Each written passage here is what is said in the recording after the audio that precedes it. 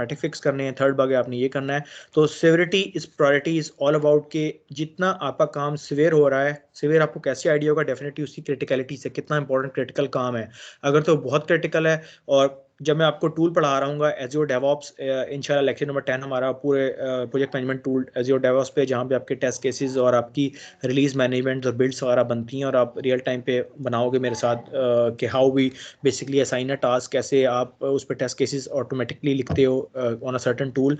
तो Azure DevOps में जिस तरह हबीबा ने बताया कि जब आप एक टिकट बनाते हो तो आपके पास 4 चीज़ें आ जाती हैं, critical, medium, high stopper, show stopper, blocker, और इसी तरह प्रायोरिटी के आते हैं P1, P2, P3, 4। P stands for priority के, ये काम प्रायोरिटी 1 का है, ये प्रायोरिटी 2 का है, ये प्रायोरिटी 3 का है, ये प्रायोरिटी 4 का है।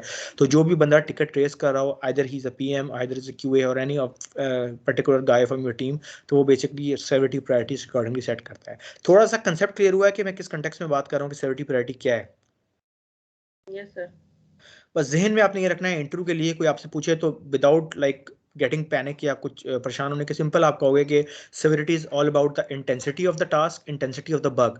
ये वर्ड्स लिख लिया करें, स्लाइड में नहीं मिलेंगे, जब क्विज में लूंगा तो मैं चाहूंगा आप लोग ये वर्ड लिखो, बजाय इसके कि आप कोई नेट से देखो या बजाय इसके कोई आप यहीं से छापा मारो। तो जो कुछ कीवर्ड्स होते हैं वो नोट कर लिया करो लाजमी। इवन तो रिकॉर्डिंग लगी हुई है, मुझे नहीं पता बाद में आप रिकॉर्डिंग सुनते भी हो कि नहीं सुनते। तो severity is basically about the intensity of a specific bug, कितना एक बग इंटेंस है, और डेफिनेटली जितना एक बग इंटेंस होगा उतनी उसकी प्रायोरिटी हाई होगी। तो again severity is directly proportional to a priority. The more the severe the bug, the high the priority will be. So that's a very common step. अब आते हैं जो मैं बात कर रहा हूँ कि इसकी एक मुझे बहुत ही अच्छी एक आप कह लो कि इमेज मिला था, जो कि आपको क्लियर कट इंटरव्यू के लिहाज से बड़ा हेल्प करेगा कि how can you proceed with severity versus priority of a bug. थोड़ा सा पढ़ते हैं इसको, जो पूरे इंग्लिश लिखी हुई है, उसके बाद इसके कंपैरिजन पे आती हैं। अब लिखा हुआ क्या है, regardless of how you organize your defects on your project, you need to make sure to capture as much information for the bug as possible. This will help you to present the project and it will also provide you the valuable information for the future one. अच्छा, बड़ी ही important बात हम करते क्या है usually as a QA के, bug आ गया बस उसको 2 लाइनों पे रिपोर्ट कर दिया और आगे डेवलपर फिक्स करेगा और वही बग लाइफ साइकिल चलेगी। This is not the entire game. आपने करना क्या होता है, कोई भी बग आप निकालोगे ना तो आपने कोशिश करनी है कि आपने उस बग की जितनी ज़्यादा इंफॉर्मेशन अगले बंदे को प्रोवाइड कर सकते हो आप उतना करो। उसका फ़ायदा क्या है उसामा, क्या फ़ायदा होगा अगर हम बग की ज़्यादा इंफॉर्मेशन प्रोवाइड करेंगे रादर देन कि हम एक लाइन में लिख दें ये बग है? पहले तो बताओ ज़्यादा इंफॉर्मेशन में क्या क्या चीज़ें आएंगी। जब मैं कह रहा हूँ कि बग की ज़्यादा इंफॉर्मेशन, तो उसमें क्या क्या चीज़ें आएंगी? सर उसमें रिटर्न और picture very good, screenshot excellent वगैरह, एक्सीलेंट। और थोड़ा सा और सोचो, क्या पता कुछ पॉइंट्स और वीडियो भी भी आ जाएं बना, देर में। वीडियो भी बना सकते हैं, गिफ फाइल बना सकते हैं, वेरी गुड। और स्टेप्स बल्कि में भी। एक्सीलेंट एक्सीलेंट, माशाल्लाह, बहुत अच्छा जवाब दिया है कि आप स्टेप्स टू प्रोड्यूस भी लिख सकते हो, आप अपने वीडियो भी दे सकते हो, अपना इमेज भी दे सकते हो, और रिटर्न तो आप दोगे। और रिटर्न जब आप दोगे तो उसमें आपके बड़े मीनिंगफुल वर्ड्स होने चाहिए, क्योंकि क्यूए बड़ी इंपॉर्टेंट जॉब है। अगर आप कोई ऐसा बग लिखोगे कि उसकी अंग्रेजी इतनी कोई किसी का सर पाँव नहीं होगा, तो अगला जो बग को पढ़ रहा है वो कहेगा बंदे ने बग तो बड़ा अच्छा कैच किया है बट उसको लिखने का तरीका नहीं आता। मेक श्योर कि आपका वर्ड जो है बड़ा प्रिसाइज हो, अप टू द मार्क हो, और जो आपने लिखा है वो अगले को आसान इंग्लिश में समझ आ रहा हो। तो जो 4 बातें सामान्य फौरन से बताई, बिल्कुल यही 4 बातें हैं कि आपने पहले बग को रिपोर्ट करना है बड़े कंसाइज मैनर में, उसका इमेज अटैच करना है, जो स्क्रीनशॉट तो मैंडेटरी है ना, मैंने पहले भी बताया था कि डेवलपर्स बड़े ट्रिकी होते हैं। वो ऐसा भी कर सकते हैं कि बग को for the time being disable कर दें बैकएंड से, क्योंकि वो डेवलपर हैं, they have a logical knowledge, code में कुछ भी करके हमारे पास तो बग आ नहीं रहा और आपको मेरी मशीन पे बग आ रहा है। तो अगेन रिपीट कर रहा हूँ पुराने लेक्चर की बात कि कभी भी कोई आपसे कहे कि बग मेरी मशीन पे नहीं आ रहा, आपने ये नहीं कहना, आपने कहना है मेरी मशीन पे आ रहा है बीइंग ए क्यूए। जब तक मेरी मशीन पे फिक्स नहीं होगा, मशीन से मुराद है आपका सिस्टम, आपका लैपटॉप, तो वी कांट प्रोसीड फर्दर। क्योंकि हम क्लाइंट को कभी भी ये नहीं कह सकते कि क्लाइंट आपकी मशीन पे बग आ रहा है हमारी में नहीं आ रहा, बड़ा एम्बैरेसिंग होगा। तो मेक श्योर कि इरिस्पेक्टिव के डेवलपर कितना सीनियर है, क्या उसका एज ग्रुप है, या कितने साल से वो कंपनी में काम कर रहा है, अगर आप नए भी हो, आपने बीइंग ए प्रोफेशनल अपनी जॉब करनी है और बग आ रहा है तो आपने कहना है जब तक ये मेरे सिस्टम पे फिक्स नहीं होगा, इस तरह नहीं कहना, मतलब तरीके से कहना है प्रोफेशनल मैनर में, तो वी कांट प्रोसीड फर्दर। तो दिस इज द रीजन के ये जो 3 लाइनें ऊपर लिखी हुई हैं, 4 लाइनें, इसका ये पर्पस है कि जितनी इन्फॉर्मेशन आप अगले को दोगे उसको काम करने में आपके साथ फिर मजा भी आएगा। मजा इस सेंस में आएगा कि वो कहेगा ये बंदा बड़ा अच्छा बग रिपोर्ट करता है, मुझे कुछ ढूंढना नहीं पड़ता। डेवलपर क्यों आपसे अनाए होते हैं कि समटाइम क्यूए का बंदा 2 लाइनें लिख देता है, अब डेवलपर ढूंढ रहा होता है यार ये कैसे बग आया है, इसको रिप्रोड्यूस करने का तरीका क्या है, क्योंकि वो भी बग को चला के देखेगा ना, वो ऐसा तो नहीं, डेफिनेटली उसने कोडिंग की भी है ये मैं मानता हूँ, लेकिन उसको आप प्रोसेस बताओगे कि स्टेप 1 मैंने ये किया, यहाँ क्लिक करने से मैं यहाँ आया, जिसको आप प्री कंडीशन कहते हो सो कॉल्ड, कि मैं, या स्टेप्स टू प्रोड्यूस कहते हो कि मैं किस तरह उस बग तक पहुंचा। अगर वो इन्फॉर्मेशन आप डेवलपर को दोगे तो सम टाइम एक अच्छा रिलेशन भी बिल्ड हो जाता है डेवलपर एंड क्यू में। वैसे तो बड़ी लड़ाई रहती है और हम कहते हैं वर्ल्ड वॉर 3 चल रहा है, टू बी ऑनेस्ट लड़ते हैं बहुत ज़्यादा ये दोनों आपस में, दैट इज़ द रीज़न कि फिर प्रोजेक्ट मैनेजर बीच में जंप इन करता है। तो इशू ये है कि आपने जब भी बग रिपोर्ट करना है, you try to capture as much information as you can. Habiba, कौन कौन सी इन्फॉर्मेशन होगी जो सामान्य बताइए अभी? सर स्टेप्स होते हैं, स्क्रीनशॉट्स होते हैं, वीडियो होती हैं। हाँ, वीडियो के लिए मैं आपको टूल बताऊंगा, पता नहीं मैंने अभी बताया कि नहीं, लाइस कैप, लाइट शॉट नहीं, लाइस कैप मैंने बताया? No sir. No sir. अच्छा, मेरे ख्याल से वो लेक्चर 10 का पार्ट होता है जिसमें आपको मैं एज ओ डेवऑप्स सिखा रहा था। ये आपको नजर आ रहा है मेरी स्क्रीन पे लिखा हुआ लाइस कैप? Yes sir. तीनों को आ रहा है? No sir. मेरे डेस्कटॉप स्क्रीन पे जहाँ मेरा माउस है, ये लाइस कैप नजर आ रहा है आपको जहाँ मैं माउस हिला रहा हूँ? अब आ रहा है।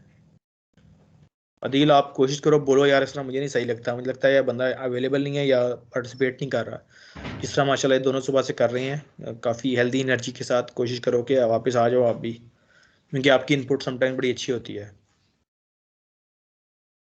या कॉल बंद करके दोबारा ज्वाइन कर लो, मैं यही कह सकता हूँ अब। पता नहीं सुन भी रहा है कि नहीं, खैर anyhow. Sir ji spelling क्या है, नजर नहीं आ रही इसकी। मैं अभी आपको नहीं कह रहा डाउनलोड करने को, कल बताऊंगा। लाइस कैप ये बेसिकली आपकी गिफ फाइल जनरेट करता है। ये बड़ा अच्छा टूल है कि अगर आपने किसी को पूरा स्टेप बताना हो कि बग निकला कैसे, ये आपकी छोटी सी रिकॉर्डिंग कर देता है, इस तरह समझ लो। कल इस पर पूरी बात करेंगे। जो भी आप एक्टिविटी कंप्यूटर पे परफॉर्म कर रहे हो ना, ये उसकी रिकॉर्डिंग कर लेता है, उसको आप फिर एज अ गिफ फाइल, कोई कह के यार ये बग कैसे आया था मेरे पास नहीं आया, उसामा कहेगा मैं तुम्हें लाइस कैप बना के देता हूँ, उसामा रिकॉर्डिंग स्टार्ट करेगा, वही सारे स्टेप परफॉर्म करेगा। इसकी बिल्कुल हल्की सी एक फाइल जनरेट होगी, उसामा अटैच करके मेल में भेज देगा या बेस कैम्प पे जहाँ भी उसका टूल यूज़ कर रहा है कि ये लो लाइस कैप, मैंने तुम्हें बताया तरीका क्या बनाने का। समझ आ रही बात? Yes sir. ये कल हम इंशाल्लाह करेंगे। ये बड़ा इंपॉर्टेंट टूल क्यूए को इसलिए पसंद आता है कि क्यूए को इतनी ज़्यादा चीज़ें लिखनी नहीं पड़ती। जब आप ये रिकॉर्डिंग प्रोवाइड कर दोगे ना, तो आपका 75% काम हो जाएगा कि पूरा बग आप डिस्प्ले करके बता रहे हो कि ये क्या चीज़ आई है। बड़ा इंपॉर्टेंट टूल है क्यूए के लिए, लाइस कैप के नाम से। Got it? Yes sir. जी। अदील मेरी बात अभी भी नहीं सुन रहा, बैठा हुआ है लेकिन रीज्वाइन नहीं कर रहा। पता नहीं मुझे अब ये एम्बिग्युइटी, इसको आवाज़ जा भी रही है कि नहीं, और मैं बस कोई अल्लाह तवक्कुल चले जा रहा हूँ। तो कॉल करता हूँ उनको मैं। कोई एक पिंग कर दो यार, अच्छा नहीं लगता ना इस तरह फिर, क्योंकि यूजली अदील का ये है कि बीच में वो पूछता रहता है चीज़ें, समटाइम्स रोक के कि आप यही कहना चाह रहे थे, तो उसलिए मैं कह रहा हूँ कि ये ना फिर मैं आगे चलता रहा, उसको समझ ही ना आए कुछ। चला गया, माइट भी ज्वाइन करेगा दोबारा। अच्छा, ये आ जाए भाई, टॉपिक डिस्कस करते हैं दोबारा। उसामा, आपने क्या बोला था इंटरव्यू में जब ये क्वेश्चन हुआ था आपसे सिक्योरिटी प्रायोरिटी का? बिल्कुल ये कह दिया था, पता ही नहीं है। नहीं नहीं सर, अब तो ये नहीं बोलता, पता नहीं है, बस प्रायोरिटी बोल देता हूँ। शुक्र है। अच्छा, मैंने बस ये बोल दिया था कि बस सिवियरिटी और प्रायोरिटी ये एक बग का लेवल है, बस ये बता दिया था मैंने। क्योंकि मैं सर वीडियो देख के गया था ना, जीरा के रिपोर्ट कैसे करते हैं बग, उसमें मुझे सारा बताया था, जीरा पे बताया था, क्रिएट पे, डिस्क्रिप्शन पे, स्क्रीनशॉट, टैग कैसे करना है, कुछ।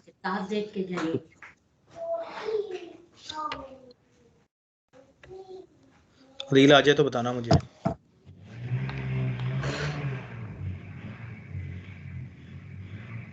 आज तो लग रहा है लंबा ही गया है यार, पहले फौरन आ जाता था विद इन 1 मिनट। चलें आगे या वेट कर लें 1 मिनट और?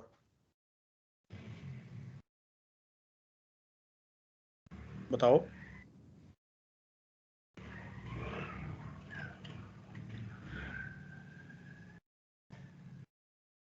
आप लोग भी नहीं बोल रहे हो। अच्छा 2 मिनट कर ले, मिनट फिर चले आए। पहले पता नहीं गया कहाँ है, सेटिंग कर रहा है पूरी किसी और जगह पे बैठ के, assumption है मेरी।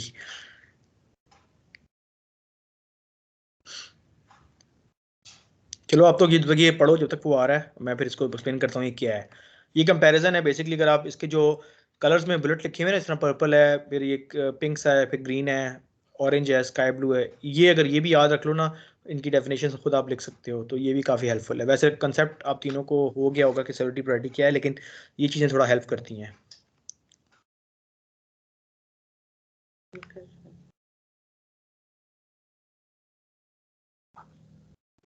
हाँ बस सही है, हम वेट कर रहे हैं। मैं सुन रहा हूँ, वैसे व्हाट्सएप पे सुन रहा हूँ। आप अगर क्लास ज्वाइन मतलब स्टार्ट रखनी है तो सर से बोले प्लीज क्लास जारी रखें। अभी मैं ज्वाइन कर लेता हूँ। ये क्या कॉल पे बोल रहा है? जी आवाज आ रही हूँ? सर उनको व्हाट्सएप पे आवाज़ आ रही है आपकी, कह रहे हैं। नहीं इशू हुआ क्या उनके साथ, पता तो लग गया सर कितना पूछ रहे हैं लंबा इशू इशू है क्या फिर। हुआ, बता दें सर को। यार अभी दोबारा ज्वाइन कर ले तो वो सिस्टम यार पता नहीं हैंग हो जाता है, कोई मसला है। बस मैं विंडो भी अपडेट किया, सब कुछ किया है। अभी जब क्लास होती है उस वक्त होता है, वैसे तो नहीं होता। ये किसी ने बंदिश कराई हुई है।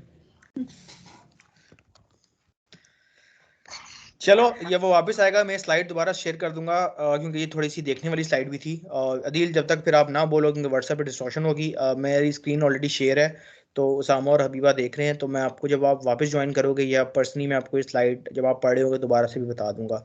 तो सिविरिटी वर्सेस प्रायोरिटी के ये 3 कंसेप्ट हैं। नंबर 1 आप देखो, सिविरिटी के साथ लिखा हुआ है रेफर टू द बग, और प्रायोरिटी के साथ लिखा हुआ है रेफर टू द प्रोजेक्ट। के आपकी जब भी सिविरिटी की बात होगी ना तो आपका इंटरव्यू चाहे जितना कंफ्यूज करे कि सिविरिटी पीएम की रोल में है, तो लेकिन नहीं, सिविरिटी हमेशा रेफर करता है बग को, कि बग। हाँ जी क्या हुआ है? अस्सलाम वालेकुम यार वालेकुम सलाम, यू आर बैक। सर भी। जी जी आवाज आ रही है सर भी। हाँ जी सर आ रही सॉरी है। पता नहीं, कल मैंने विंडो अपडेट सब कुछ किया, पहले तो सिस्टम सही चलता है, जब क्लास हो रही हो तो उस वक्त प्रॉब्लम कर जाता है, समझ नहीं आ रही। चलो अब समझो, बीच में मोमेंटम मेरा तोड़ दिया आपने सारा। अच्छा अब सिविरिटी प्रायोरिटी की स्लाइड नजर आ रही है तीनों को? Yes sir. सर सॉरी, जी रियली सॉरी। अच्छा मैं कोई बात जी नहीं, जी मैं ये कह रहा था कि सिविरिटी जब भी आप बात करते हो ना तो रेफर टू द बग करता है कि एक बग कितना सिवियर होगा। कभी हम ये नहीं कह सकते कि टास्क कितना सिवियर है।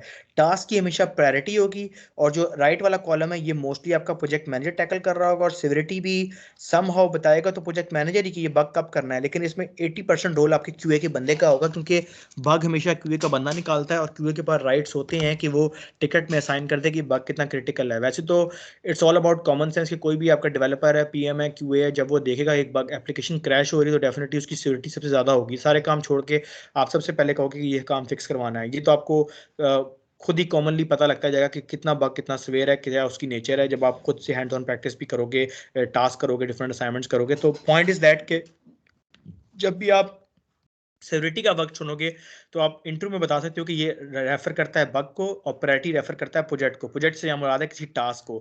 आगे क्या लिखा हुआ है, how it effects the user interaction with application, कि जिस तरह मैंने अभी आपको बात की कि कैसे एक सिस्टम एक बंदा यूज कर रहा है एंड यूजर, उसके इंटरेक्शन को वो एप्लीकेशन स्टॉप कर सकती है। फॉर एग्जांपल अब दोनों तीनों में से मुझे बारी बारी एग्जांपल दे कोई एक। एप्लीकेशन क्रैश वाली एग्जांपल तो मैंने दी है ना कि बड़ा वियर्ड बग है और मच स्टॉपर बग है कि आपने लाजमी फिक्स करना है। आपके जहन में कोई ऐसी एग्जांपल जो कि एक लीस्ट बग हो और एक बड़ा इंपॉर्टेंट बग हो, तीनों बारी बारी खुद ही। वो मैं इसलिए पूछ रहा हूँ इंटरव्यू में ताकि आप एग्जांपल के साथ बताओ, ताकि ये ना लगे कि रट्टा मारा हुआ है आप लोगों ने। तो आपको अगर मैं कहता हूँ कि एक बग की आपने एग्जांपल देनी है कि एक बग बड़ा स्वेयर है और एक बग बड़ा लाइट है, तो आपके तीनों के माइंड में क्या क्या एग्जांपल आती है? Sir, alignment is least. Very good, ठीक है। अलाइनमेंट आपका बड़ा वीक सा हो जाएगा और आप कह सकते हो कि इसकी सेवरिटी काफी लो है। Sir, but spelling mistake. Spelling can be refer to a high, but इतना नहीं है। मैं मानता जरूर हूँ, मैं बार बार चीज़ पे एम्फेसाइज करता हूँ कि स्पेलिंग मेरे नज़दीक भी बड़ा वाइटल बग है। लेकिन इन दोनों में देखा जाए तो सिविरिटी इतनी हाई उस तरह नहीं है। हाई का जब भी आप बात करोगे ना तो जहन में रखो, हाई या तो एप्लीकेशन क्रैश होगी या आपकी कोई फंक्शनैलिटी ब्रेक हो रही होगी कि एक चीज़ चलनी है वैसे। Sorry, Server down. Server down can be, yes server down है, आपका कस्टमर चीख रहा है वहां से कि मुझे साइट एक्सेस नहीं हो रही, it can be a severity bug. Very good Usama आप।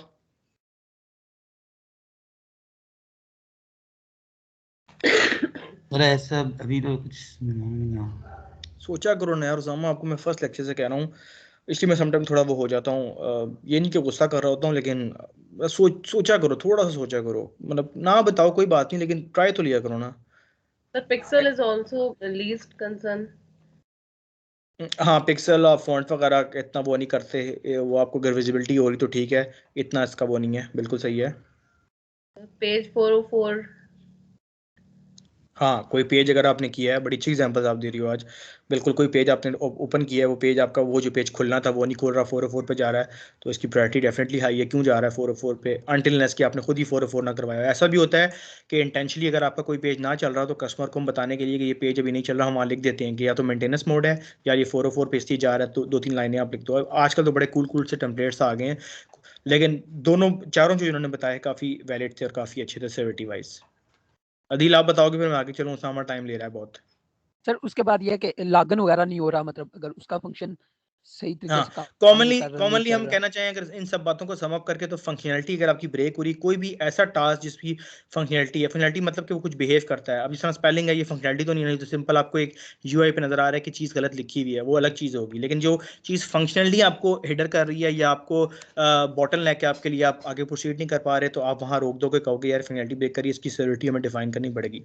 ऑन द अदर हैंड देखो, रेफर टू द प्रायोरिटी क्या कर रही है, how urgent is resolve the bug in the context of work been done के। अब जितनी चीजें हबीबा ने बताई और जितनी अदील ने एक दो बताई, उसमें से हम 1 2 3 4 प्रायोरिटी करेंगे। अब नंबर 1 पे आप इन्होंने 404 भी बताया, सर्वर भी बताया, तो सबसे पहले सर्वर चलेगा तो चीजें बाकी चलेंगी ना। मैं कहूँगा P1 पे कौन सी चीज है, सर्वर, क्योंकि सर्वर ही नहीं चल रहा तो आपकी साइट खुलेगी नहीं, बाकी पेज में देख नहीं सकता। तो प्रायोरिटी मेरी 1 कौन सी होगी? सर्वर। डाउन की डेफिनेटली सर्वर के, सर्वर फिक्स होगा, आईटी टीम फिक्स करेगी तो मेरी साइट ओपन होगी, फिर मैं बाकी चीज़ें देख सकता हूँ जो बाकी भी वन बताएंगे 404 पे जा भी रहा है कि नहीं जा रहा, दिस एंड दैट। तो ये बेसिकली मेन कंसेप्ट है। बाकी 2 पॉइंट्स तो साथ ऐड ऑन है जो हम देखते हैं, लेकिन मेनली देखो सिक्योरिटी बग को रेफर कर रहा है, प्रायोरिटी आपके टास्क को रेफर कर रहा है। प्रायोरिटी में एक चीज़ और भी ऐड कर दूँ कि, बल्कि नहीं, थर्ड पॉइंट वही आ रहा है, अभी उसमें बता देता हूँ। सेकंड पॉइंट देखो, set based on direct and indirect, ये क्या है, repercussion of the bug together with the probability of its occurrence. और उसके बाद लिखा हुआ है set based on the change project factors such as where the development and QA focus on the present time. अच्छा, इसमें क्या कह रहा है सेकंड पॉइंट में कि डायरेक्ट एंड डायरेक्ट इनपुट के, मैंने आपको बताया था when we are talking about lecture number 2 के, एक जब हम बग लाइफ साइकिल पढ़ रहे थे, आपको याद होगा फ्लो में एक चीज आती है रिजेक्ट डेफर्ट, और एक में चीज होती है लेफ्ट पे जब वो रीओपन हो जाता है। याद आ रहा है कुछ? Yes sir. जी सर। बग लाइफ साइकिल में जब हम एक फ्लो चलाते जी हैं जी तो सर। सिंपल होता है ना कि आपने चलाया, असाइन किया, फिक्स किया, वेरीफाई किया, क्लोज कर दिया। एक होता है रीओपन। ये बेसिकली जो रिप्रिकॉशन की बात कर रहे हैं, रिप्रिकॉशन मतलब कि एक बग दोबारा बार बार कितनी प्रोबेबिलिटी है वो एग्जिस्ट करेगा। तो इस केस में ये उसी चीज को पिंग कर रहा है कि डेवलपर एक चीज को बड़ा टेम्पररी फिक्स कर रहा है, और मतलब जिस तरह ये डेवलपर की नेचर होती है कि देसी सा एक जुगाड़ लगा के उसको टेम्पररी फिक्स कर देता है, लेकिन लॉन्ग टाइम में जब हम कोई नई चीज इंटीग्रेट करते हैं तो वो बग बाद में फट जाता है। तो कह रहा है कि आपकी डायरेक्ट इनडायरेक्ट जो भी आपका एक स्पेसिफिक मॉड्यूल इंटीग्रेट हो रहा है, और अगर एक बग पहले आया हुआ है तो उसकी अक्रंस की प्रोबेबिलिटी आप निकाल के इसको भी सिवियर बना सकते हो कि आप डेवलपर के खिलाफ, इस तरह तो नहीं कहूँगा कंप्लेन, लेकिन अगर एक डेवलपर हैबिचुअल है, आपको पता है ये आपने स्प्रिंट 4 में भी बग निकाला, स्प्रिंट 5 में भी निकाला, स्प्रिंट 6 में निकाला, और बार बार वो आ रहा है, तो उसकी प्रोबेबिलिटी ऑफ अक्रंस की वजह से आप उसकी सिक्योरिटी टॉप मोस्ट हाई कर सकते हो कि this bug has been reported 10 times and I am continuously being a QA testing it and reporting it. तो उसमें जो डेवलपर का सुपरवाइजर होगा वो उसकी फिर क्लास भी ले सकता है। कोशिश करो कि रिलेशन अच्छा रहे, इस तरह ना करो, लेकिन अगर डेवलपर बार बार आपको इन अ सेंस के फिक्स नहीं करके दे रहा वो, तो आप इसमें इसकी सिक्योरिटी टॉप मोस्ट हाई करके, बेशक वो छोटा बग हो, लेकिन क्योंकि वो बार बार आ रहा है और वो फिक्स नहीं कर रहा, तो आपकी सिक्योरिटी हाई करके कह सकते हो कि I have been reported this bug several time but without any luck it has been reproduce again and again. तो ये आप कह सकते हो इसकी डिप्रिकेशन ऑफ बग की काफी ज्यादा है, और इसकी प्रोबेबिलिटी ऑफ अकरेंस स्प्रिंट 4 5 6 7 8 में आ चुकी है, now I am reporting this again.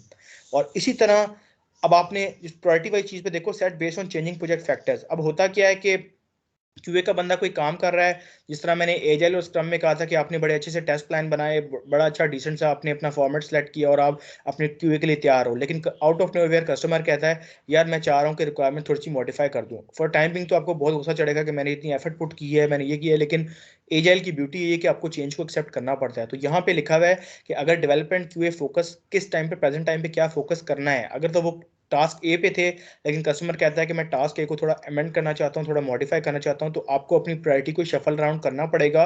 और आपको, ये कस्टमर इज ऑलवेज राइट और वो आपको पे कर रहा है, तो you have to like do whatever his or her liking. तो आपको यहाँ पे इतने इंपॉर्टेंट पॉइंट उस तरह नहीं है, लेकिन आपको नॉलेज वाइज है कि प्रायोरिटी किस तरह शफल अराउंड कोई पूछ सकता है। अगर आपने बता दिया पहला पॉइंट तो मस्ट टू आप बताओगे ही, पहला और ऊपर जो 3-4 लाइनों की अंग्रेजी है वो भी, लेकिन उसके बाद सपोर्टिंग के लिए ये 2 पॉइंट्स भी आप ऐड कर सकते हो कि किन किन केसेस पे सेवरिटी और प्रायोरिटी आप और चेंज कर सकते हो। बात समझ आ रही है? Yes sir. ठीक, पुरानी चीजें जी अगर ये जी पहले ना पढ़ाई होती तो लिंक इतना ना होती, तो इसलिए लेक्चर्स रखे भी इस हिसाब से हैं कि लिंकेज में थोड़ा आपको हेल्प करे। अच्छा, अगेन थोड़ा डेटाबेस का कंसेप्ट है। किसको आइडिया है कि स्टैटिक और डायनेमिक क्या होता है? ये भी एक क्वेश्चन है, लेकिन डेवलपर से होता है, लेकिन मैं चाहता हूँ मेरे क्यूए को बंदे को भी पता हो कि स्टैटिक और डायनेमिक, ये आईटी की वर्ल्ड में आप बहुत सुनोगे वर्ड कि ये स्टैटिक है या डायनेमिक है। मुझे पता है, दिल को पता है, लेकिन उसामा और अगर हबीबा बताना चाहें कि स्टैटिक सर क्या और इसमें जो है ना, उसमें इंफॉर्मेशन एक स्टैटिक में आई थिंक वो होती है कि इंफॉर्मेशन जैसे आपने अबाउट अस हो गया, कॉन्टेक्ट अस हो गया, उसमें एक दफा आप इंफॉर्मेशन पुट कर देते हो, उसके बाद आप उसको चेंज नहीं करते। और हम्म। दूसरी जो होती है उसमें ये होता है कि आप कंटिन्यूसली जो है ना अपनी जैसे आपने ब्लॉग है आपका, उसमें आप कंटिन्यूसली अपने चेंजिंग कर रहे होते हो, कुछ ना कुछ इनपुट डाल रहे होते हो। ठीक है, और कोई? जैसे सर जो आपका एड्रेस है, आपका नेम है, कंपनी नेम है, वो आपका चेंज नहीं होता, या फिर जो भी आपकी हाँ, मैं कंपनी आपकी का। बात समझ गया हूँ, बिल्कुल सही है। मैं कह रहा हूँ कोई और इनपुट देगा इसमें? आप, यू आर राइट। जी सर, इसी तरह से ये डायनेमिक में हम चयन कर सकते हैं और स्टैटिक में मतलब उस तरह से चयन नहीं हाँ, होती एक चीज। बड़ा कॉमन सा कंसेप्ट है, बड़ा अच्छा हबीबा ने एक्सप्लेन किया। लेकिन स्टैटिक और डायनेमिक का इजी स्टेप ये है कि जब भी आप स्टैटिक बात करोगे ना, तो आप थोड़ा सा कंटेंट ड्रिवन होगे। कंटेंट ड्रिवन से मेरा मुराद है कि आपके जिस तरह पेजेस होते हैं, अबाउट अस हो गया, या जिसमें सिर्फ कंटेंट होता है, आप वन टाइम ऐड करते हो, चाहो तो बाद में कोई उसमें चेंज आ रहा है तो आप कर लो, लेकिन यूजली वो स्टैटिक रहता है। डायनेमिक में यूजली आपका डाटाबेस इन्वॉल्व था, जिस तरह आपका कंटेक्ट अस का फॉर्म है, या जितने भी फॉर्म्स है जहाँ से आपको हिडन डाटाबेस से फेच करके लानी होगी। ये नाम है कासिम अब्बास, ये इसका लाइक स्पेसिफिकली एड्रेस है, ये इसका फ़ोन नंबर है। तो डायनेमिक इज ऑल अबाउट कि जब आपका डाटाबेस रेलेवेंट हो, या जिसमें आपकी चेंज अपॉन रिक्वेस्ट फॉरन से रिफ्लेक्ट हो, कि आप कोई चेंज करो और फॉरन रन टाइम पे आपको नजर आ जाए, तो दिस इज डायनामिक। और स्टैटिक होता है कि जो वन टाइम आप डाल दो, उसमें इतना ज़्यादा बिहेवियर में चेंज ना आए। जिस तरह आपका नॉर्मली सीआरएम के पेजेस होते हैं, कंटेंट ड्रिवन, आप लिख देते हो और उसके बाद बहुत हार्ड एंड फास्ट होता है, इसमें आप कोई चेंज कर रहे हो। ये तो एक कॉमन सी डेफिनेशन है डेवलपमेंट एंड से। अब क्यू एंड से देखते हैं कि सिक्योरिटी प्रायोरिटी को ये कैसे लिंक कर रहा है। आप कहते हो कि सिविलिटी ना यूजली स्टैटिक फील्ड है। इसकी बेस्ट एग्जांपल ये है कि जिस तरह हबीबा की बात को कोट करूंगा कि हबीबा ने, जब हमने लेक्चर स्टार्ट किया तो बताया कि उन्होंने एक टिकट ट्रेस किया और उसकी प्रायोरिटी उनको हाई लग रही थी। अब हबीबा ये नहीं करेगी कि उसकी प्रायोरिटी हाई है तो वो टिकट को पहले हाई करेगी और थोड़ी देर बाद उसको जाकर लो करेगी। ये स्टैटिक फील्ड है।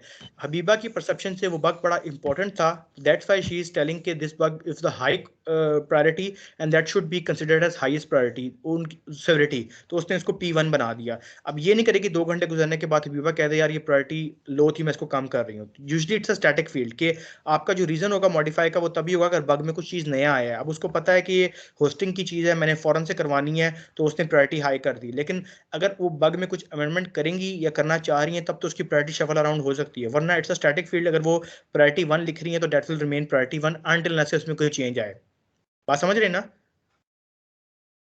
Yes, जी जी यस सर। सर। सर मतलब अगर ऐसा नहीं होगा कि वो प्रायोरिटी 1 को प्रायोरिटी 3 कर देंगी, फिर 4 कर देंगी upon his liking, upon sorry her liking. वो स्टैटिक जो एक उन्होंने डाल दिया है नंबर कि ये प्रायोरिटी मैं समझ रही हूँ 2 है, तो इट विल रिमेन 2। ठीक है। ठीक है सर, ये जो जी ठीक है। बैकलॉग में जब डेफर्ड में ये जो डेफर्ड जब में जो बग आते हैं, जब हम्म। बैकलॉग में डालते हैं, तो हम्म। उसमें उस वक्त भी उसकी प्रायोरिटी बताते हैं, सेवरिटी बताते हैं, उसके साथ डालते नहीं, हैं। उस टाइम नहीं। जब आप उस बैकलॉग को स्प्रिंट में मूव करोगे ना कि अब हमने ये काम करना है, तब आप, वैसे तो जो बैकलॉग में सबसे लीस्ट पड़ा हुआ है उसकी कॉमन सेंस है कि इट्स अ प्रायोरिटी 3 या प्रायोरिटी 4, मतलब इट्स अ नॉर्मल ट्रेंड के वो आपने कब काम करना है। अगर आपने अगस्त में जाकर करना है तो डेफिनेटली उसकी प्रायोरिटी इतनी हाई नहीं होगी, क्योंकि अगस्त में भी 8 महीने रहते हैं। तो ये चीजें इस तरह होती हैं कि जो टॉप के टास्क होते हैं बैकलॉग में, वो आप प्रोजेक्ट मैनेजर इस तरह डाल रहा होता है जो अपने पहले करने हो। वैसे तो वो रफली फेंक देता है, उसमें से फिर आप फेच करते हो कि स्प्रिंट 1 में क्या करना है, स्प्रिंट 2 में क्या करना है, एंड सो ऑन। तो जो भी टास्क पर डलेगा, लाजमी नहीं कि आप शुरू में प्रायोरिटी सेट कर दो। हाँ, आप एक आइडिया ले सकते हो कि जो टास्क सबसे नीचे पड़ा होगा उसकी प्रायोरिटी डेफिनेटली सबसे लो होगी, क्योंकि वो आपने अगले से अगले महीने, डिपेंडिंग कि आपका प्रोजेक्ट प्लान क्या बना है, उसके हिसाब से आप करोगे। करेक्ट। ठीक। यस। अच्छा, दूसरा प्रायोरिटी क्या है? To be revise and uploaded as per project progress and we can shift the focus of our efforts in specific. ये पूरा पॉइंट 2 से थोड़ा रिलेट कर रहा है। अब इसकी एग्जांपल मैं आपको इस तरह देता हूँ कि फॉर एग्जांपल जब मैं एक टेलीनॉर के साथ काम कर रहा था वे बैक इन 2017, तो टेलीनॉर का 4G का कोई लॉन्च चल रहा था। तो अभी हम जो थे किसी और प्रोजेक्ट, किसी और मॉड्यूल पे काम कर रहे थे, टेलीनॉर की वेबसाइट की रिवैम्पिंग थी। लेकिन विद इन फ्यू डेज उन्होंने कहा कि हमें 3-4 दिन का टाइम चाहिए, हमने कोई एक फीचर इंटीग्रेट करवाना है जो कि 4G को रिप्रेजेंट करेगा, और हमने सॉफ्ट सा लॉन्च करना है और हम थोड़ा सा एक सेलिब्रेशन सी करेंगे। अब हमारी टीम के जो लोग थे जो टेलीनॉर के साथ एसोसिएटेड थे, वो थोड़ा सा लाइक एनॉय हुए, स्पेसिफिकली क्यूए टीम। क्यों? कि उनकी प्रायोरिटी कुछ और सेट हुई हुई थी और डेवलपमेंट टीम भी किसी और चीज़ पे काम कर कर रही थी, जब उनको कहा कि 3 से 4 दिन है और आपने फौरन करना है, तो ये डायनेमिक चीज है। देखो अब रन टाइम पे वो लोग तो बेचारे अपना काम कर रहे थे, लेकिन आउट ऑफ नो वेयर जो मार्केटिंग एंड सेल्स आई उसने कहा कि हम टेलीनॉर के हेड ऑफिस गए हैं, उन्होंने कहा कि हमारा सॉफ्ट लॉन्च है 17 दिसंबर को, हमने ये करना है, तो आपको प्रायोरिटी चेंज करनी पड़ेगी। यही चीज लिखी हुई है, to be revise and updated as per project progress, के प्रोजेक्ट की क्या प्रोग्रेस है, प्रोजेक्ट की क्या डिमांड है, आपको अपने आप को शिफ्ट करना पड़ेगा, अपने फोकस को और अपनी एफर्ट्स को, कि अभी हमारा प्रोजेक्ट क्या चाह रहा है हमसे। अगर तो उनका लॉन्च मिस हो गया तो उनको भी ढूस लगेगी, फिर वो हम पे तपेंगे यार कि तुम लोगों ने जब कहा है ये काम करने को तो तुम लोग क्यों नहीं कर रहे, बाकी काम छोड़ दो, because Telenor is paying us at the end. तो दिस इज द थिंग के सिविरिटी आपकी थोड़ी स्टैटिक रहती है, आपका प्रायोरिटी अगर चेंज होगी तो डेफिनेटली सिविरिटी पे फर्क जरूर पड़ेगा, बिकॉज डायरेक्टली प्रोपोर्शनल। लेकिन priority is more of a project management side कि आप किस तरह टास्क को शफल अराउंड कर रहे हो, severity is a more of a QA side के आप बग से कैसे प्ले अराउंड कर रहे हो। और सेम चीज जब हम इंशाल्लाह ताला एज़्योर डेवऑप्स पढ़ रहे होंगे, जो पूरा प्रोजेक्ट मैनेजमेंट का टूल है जिसमें डिजाइनिंग, डेवलपमेंट, कोडिंग भी समहाउ, क्योंकि उसमें आपकी जो डिप्लॉयमेंट होती है वो रन टाइम पे होती है, पीछे से पैरामीटर सेट हुए होते हैं, इवन आपके टेस्ट केसेस, तो उसमें काफी कॉम्प्रिहेंसिव आप देखोगे सिविरिटी और प्रायोरिटी के, कैसे एक बंदा बग बना के टास्क को साइन करता है। इवन दो लेक्चर 2 में मैंने एक स्क्रीनशॉट दिखाई थी, लेकिन कल नहीं, जब नेक्स्ट क्लास हुई प्रैक्टिकली देखेंगे कैसे वैसे प्रैक्टिकली कैसे चलता है, कैसे एक बग बनता है, कैसे एक टास्क रिपोर्ट होता है, किसको कैसे साइन होता है, फिर कैसे उस पर चेंजेस आती हैं। दिस ऑल अबाउट कि जो हम प्रैक्टिकली एज़्योर डेवऑप्स पे देखेंगे, और आपको भी मैं कहूँगा कि इस पर थोड़ा सा आप अपना होमवर्क करो। इवन दो कि वो पेड वर्जन है, वो सारे नहीं यूज़ कर सकते, लेकिन मैंने जो कंपनी छोड़ी है, अब मैं रिक्वेस्ट उनसे करूँगा कि जो मेरा 1-2 एक्स कोलीग्स हैं कि वो अपने क्रेडेंशियल्स मुझे दे, ताकि मैं आपको लाइव डेमो दूँ। लेकिन आपके लिए मैंने एक क्रैक वर्जन डाउनलोड किया हुआ है, जिससे आपकी चीज़ें स्पेसिफिकली क्यूए वाली और समहाउ प्रोजेक्ट मैनेजमेंट वाली चल जाएंगी। वो नेट तो नहीं होगा, क्योंकि जिस तरह मैं बता रहा हूँ कि it's a quite expensive tool, जो कि कंपनी एनुअल पे करती है और आपको सारी चीज़ें वहाँ से मिल जाती हैं, सो कॉल्ड एज़्योर डेवऑप्स या टीम फाउंडेशन सर्वर। लेकिन मैं अब ये करूँगा कि जो मेरे एक्स कोलीग्स हैं थोड़े जिनसे मेरे टर्म्स अच्छे हैं, तो उनसे मैं उनके क्रेडेंशियल्स दूंगा, ताकि मैं आपको रियल टाइम लाइव डेमो दूँ। क्योंकि इस कंपनी में मैं अभी तक एज़्योर डेवऑप्स पे आया नहीं हूँ, कि अभी मुझे हार्डली 1 मंथ हुआ है, तो आई एम नॉट श्योर कि वो जीरा मुझे देंगे या एज़्योर डेवऑप्स देंगे, वरना मैं आपको ये डेमो दे देता। लेकिन अभी फिलहाल ये होगा कि मैं जब भी हम उस टॉपिक पे आएंगे तो I will give a live demo कि कैसे एक प्रोजेक्ट बनता है, कैसे उसकी एजाइल के पीछे से फ्रेमवर्क सेट होते हैं, कैसे आप उसकी हायरार्की सेट करते हो, कैसे उसमें अप्लाई करते हो रिसोर्स कैपेसिटी। तो दिस इज ऑल अबाउट जो हम एज़्योर डेवऑप्स, और उसका फिर एक क्रैक वर्जन मैंने लिखा हुआ है, जो आप लोग डाउनलोड करके अपना अकाउंट बनाओगे, उस पर प्ले अराउंड करोगे, टेस्ट केसेस वगैरह लिखोगे। तो ये जो चीज़ें हैं ये भी हमने प्रैक्टिकली भी देखनी है, कैसे चल रही हैं, क्या हो रहा है, ताकि रन टाइम पे जब भी आप कोई टास्क करो कंपनी में, तो आपको पता हो ये चीज़ मुझे पहले से पता है। Got it? Yes sir. 2 minute की ब्रेक दें बस मुझे, 2 मिनट नहीं 1 मिनट की, सांस थोड़ा सा।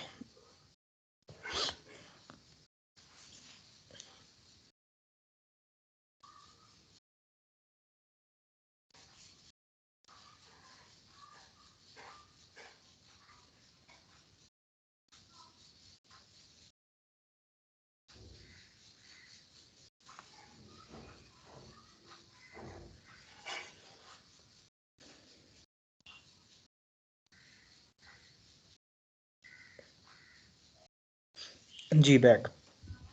अच्छा, now we are heading towards, हमने माशाल्लाह काफ़ी मैनुअल की चीज़ें कवर की हैं, और आपसे मैंने असाइनमेंट्स करवाई 6 माशाल्लाह आप असाइनमेंट कर चुके हो, 5वीं इन प्रोग्रेस है, लेकिन काउंट में 6 ही आई कि 5वीं आपने स्टार्ट की हुई है, 7वीं मैं आपको दे चुका हूँ। तो we are like in a good shape के कोई भी मैनुअल वाली जॉब तो हम इजीली सिक्योर कर सकते हैं, क्योंकि मैनुअल में इससे ज़्यादा कुछ नहीं हो सकता। जो टॉपिक्स मैंने कवर किए हमने, अगर मैं स्टार्ट से आऊँ तो SDLC देखा, STLC देखा, टेस्ट प्लान देखा, टेस्टिंग टाइप्स को देखा इन डेप्थ, आपने काफ़ी अच्छी टेस्टिंग टाइप्स की असाइनमेंट सबमिट कराई, टेस्ट केसेस देखा, टेस्ट केसेस को हमने एक्सेल में देखा, टेस्ट केसेस को फिर हमने यूज़ केसेस की कन्वर्जन में देखा, उसके बाद हमने CV मेकिंग में यूज़ केसेस की एक असाइनमेंट देखी, CV मेकिंग आपने अपनी अपनी बना के में सेंड की, फिर हमने लास्ट लेक्चर में रिस्पॉन्सिव काफ़ी इन डेप्थ देखा। तो जो मैनुअल वाला पार्ट था, अब आप इस स्टेज पे आ सकते हो कि आप मैनुअल का किसी को कुछ बताना चाहो तो you are in a position के माशाल्लाह काफ़ी ग्रेस्प है आप लोगों की। और असाइनमेंट नंबर 7 जब आप कर लोगे तो आई अज्यूम के we are almost done with like all of a manual stuff, जो आप कहते हो कि हो गया है। अच्छा,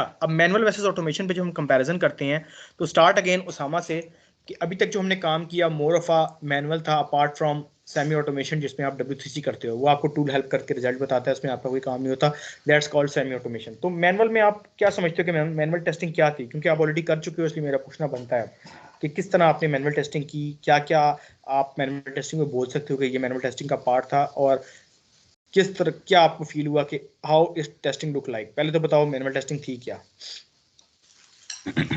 सर मैनुअल टेस्टिंग स्टार्ट में हमने मतलब सबसे पहले हमने जो उसका टेस्ट केसेस किए, टेस्ट प्लान्स बनाए और टेस्टिंग टाइप्स की without tool any without software हमने टेस्ट किए ये सब एप्लीकेशन को। और जो भी हमारे पास चीज़ मतलब वो थी वेब थी, और उसको हमने फिर फाइल्स बनाई वर्ड ठीक पे है। मैनुअली। तो you just need to understand कि you are appearing in an interview and the recruiter is asking you what is manual testing. I'm sure कि you are telling everything right कि जो हमने कवर किया। अब इसी चीज़ों को 2 लाइनों में सम अप करना हो कि मैनुअल टेस्टिंग क्या है, ये जितनी चीज़ें आप बता रहे हो आप एग्जाम्पल में दे सकते हो। He will be like happy कि आपको ये चीज़ें पता हैं, but when it comes to definition तो आप ये कह नहीं सकते डेफिनेटली इंटरव्यू को हमने ये बनाया ये किया था। यू हैव टू स्पेसिफाई कि व्हाट इज मैनुअल टेस्टिंग, जो आप ऑलरेडी आप कर चुके हो। मैं करने के बाद आपसे पूछ रहा हूँ। ये सब चीज़ें माशाल्लाह असाइनमेंट आपने की हुई है तीनों ने, अपार्ट फ्रॉम रिस्पॉन्सिव। वो भी सम और टूल हेल्प कर रहा है आपकी, क्योंकि आप खुद नहीं कर रहे, टूल की हेल्प से ही आपको पता लग रहा है कि ये रेजोल्यूशन क्या है तो ये रिजल्ट आएगा। वरना टेस्ट केसेस आप खुद एक्सेल पे कर रहे हो, यूज केसेस से टेस्ट केस आप खुद कर रहे हो, आपकी परसेप्शन है, टेस्टिंग टाइप आपने खुद की। तो कुछ जगह पे सेमी ऑटोमेशन है, कुछ जगह पे कोर मैनुअल है, और ऑटोमेशन हम डेफिनेटली सीनियम में स्टार्ट करेंगे। तो अब बताओ, जो मैंने क्वेश्चन आई थिंक आपने पिक कर लिया, बाकी दोनों भी तैयार रहे।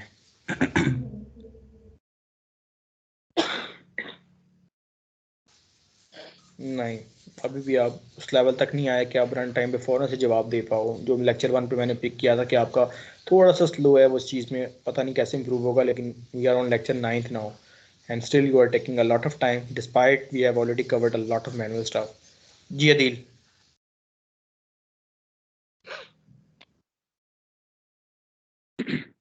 मैनुअल टेस्ट में इसी तरह से है कि हम मतलब विदाउट सपोर्ट विदाउट टूल्स मतलब हम इसको ना टेस्ट करते हैं, ठीक है। इसमें डिफरेंट टाइप हम यूज करते हैं, ठीक है।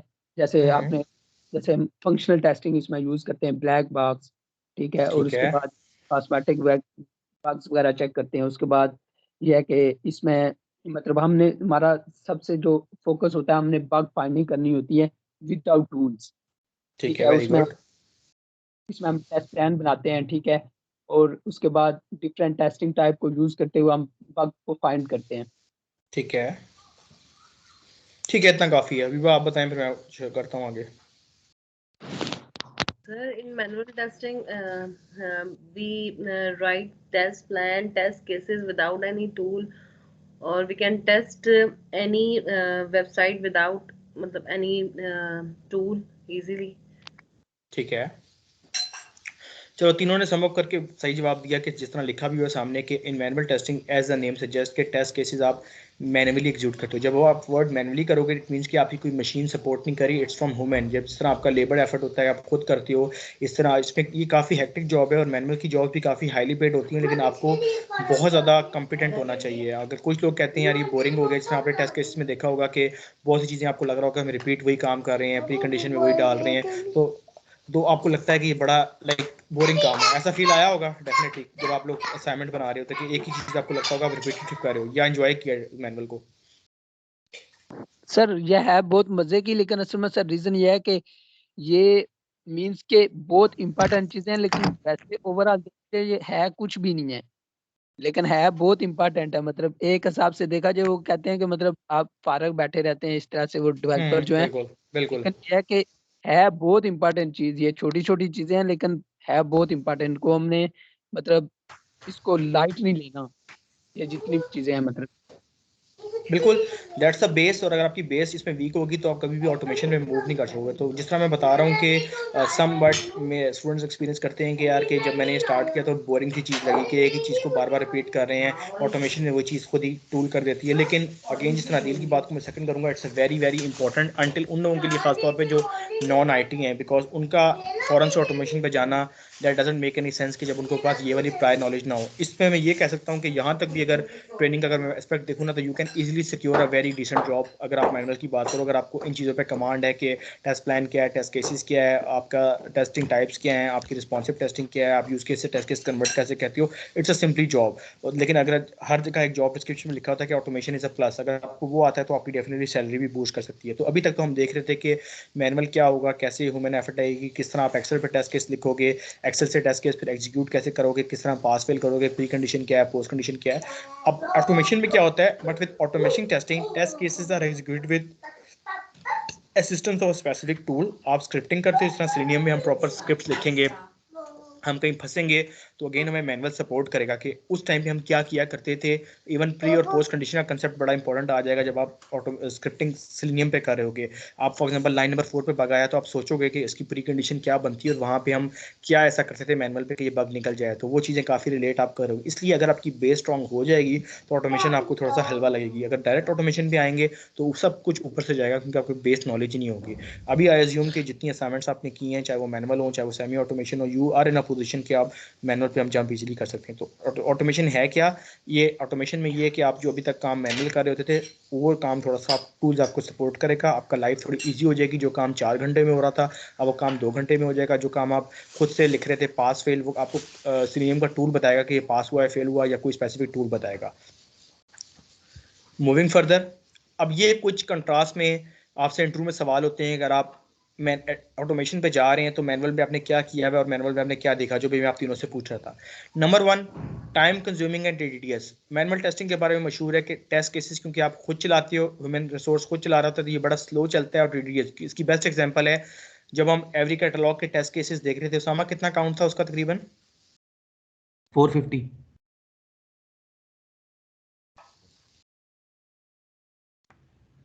सर, 450।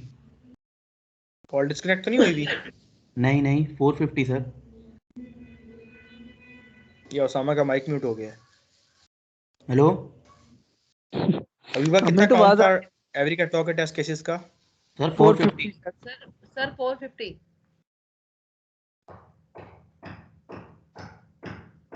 हेलो सर, हमें तो आवाज आ माइक रही है म्यूट आप है अभी आपका। सर आपकी आवाज, सर सर आपकी तरफ आपका से मसला है। सर आपकी अदील तरफ से आपको इशू आवाज है। आ रही है मेरी? जी। जी जी, मुझे आवाज आ रही है सर। सर प्लीज अपना माइक चेक कर लें।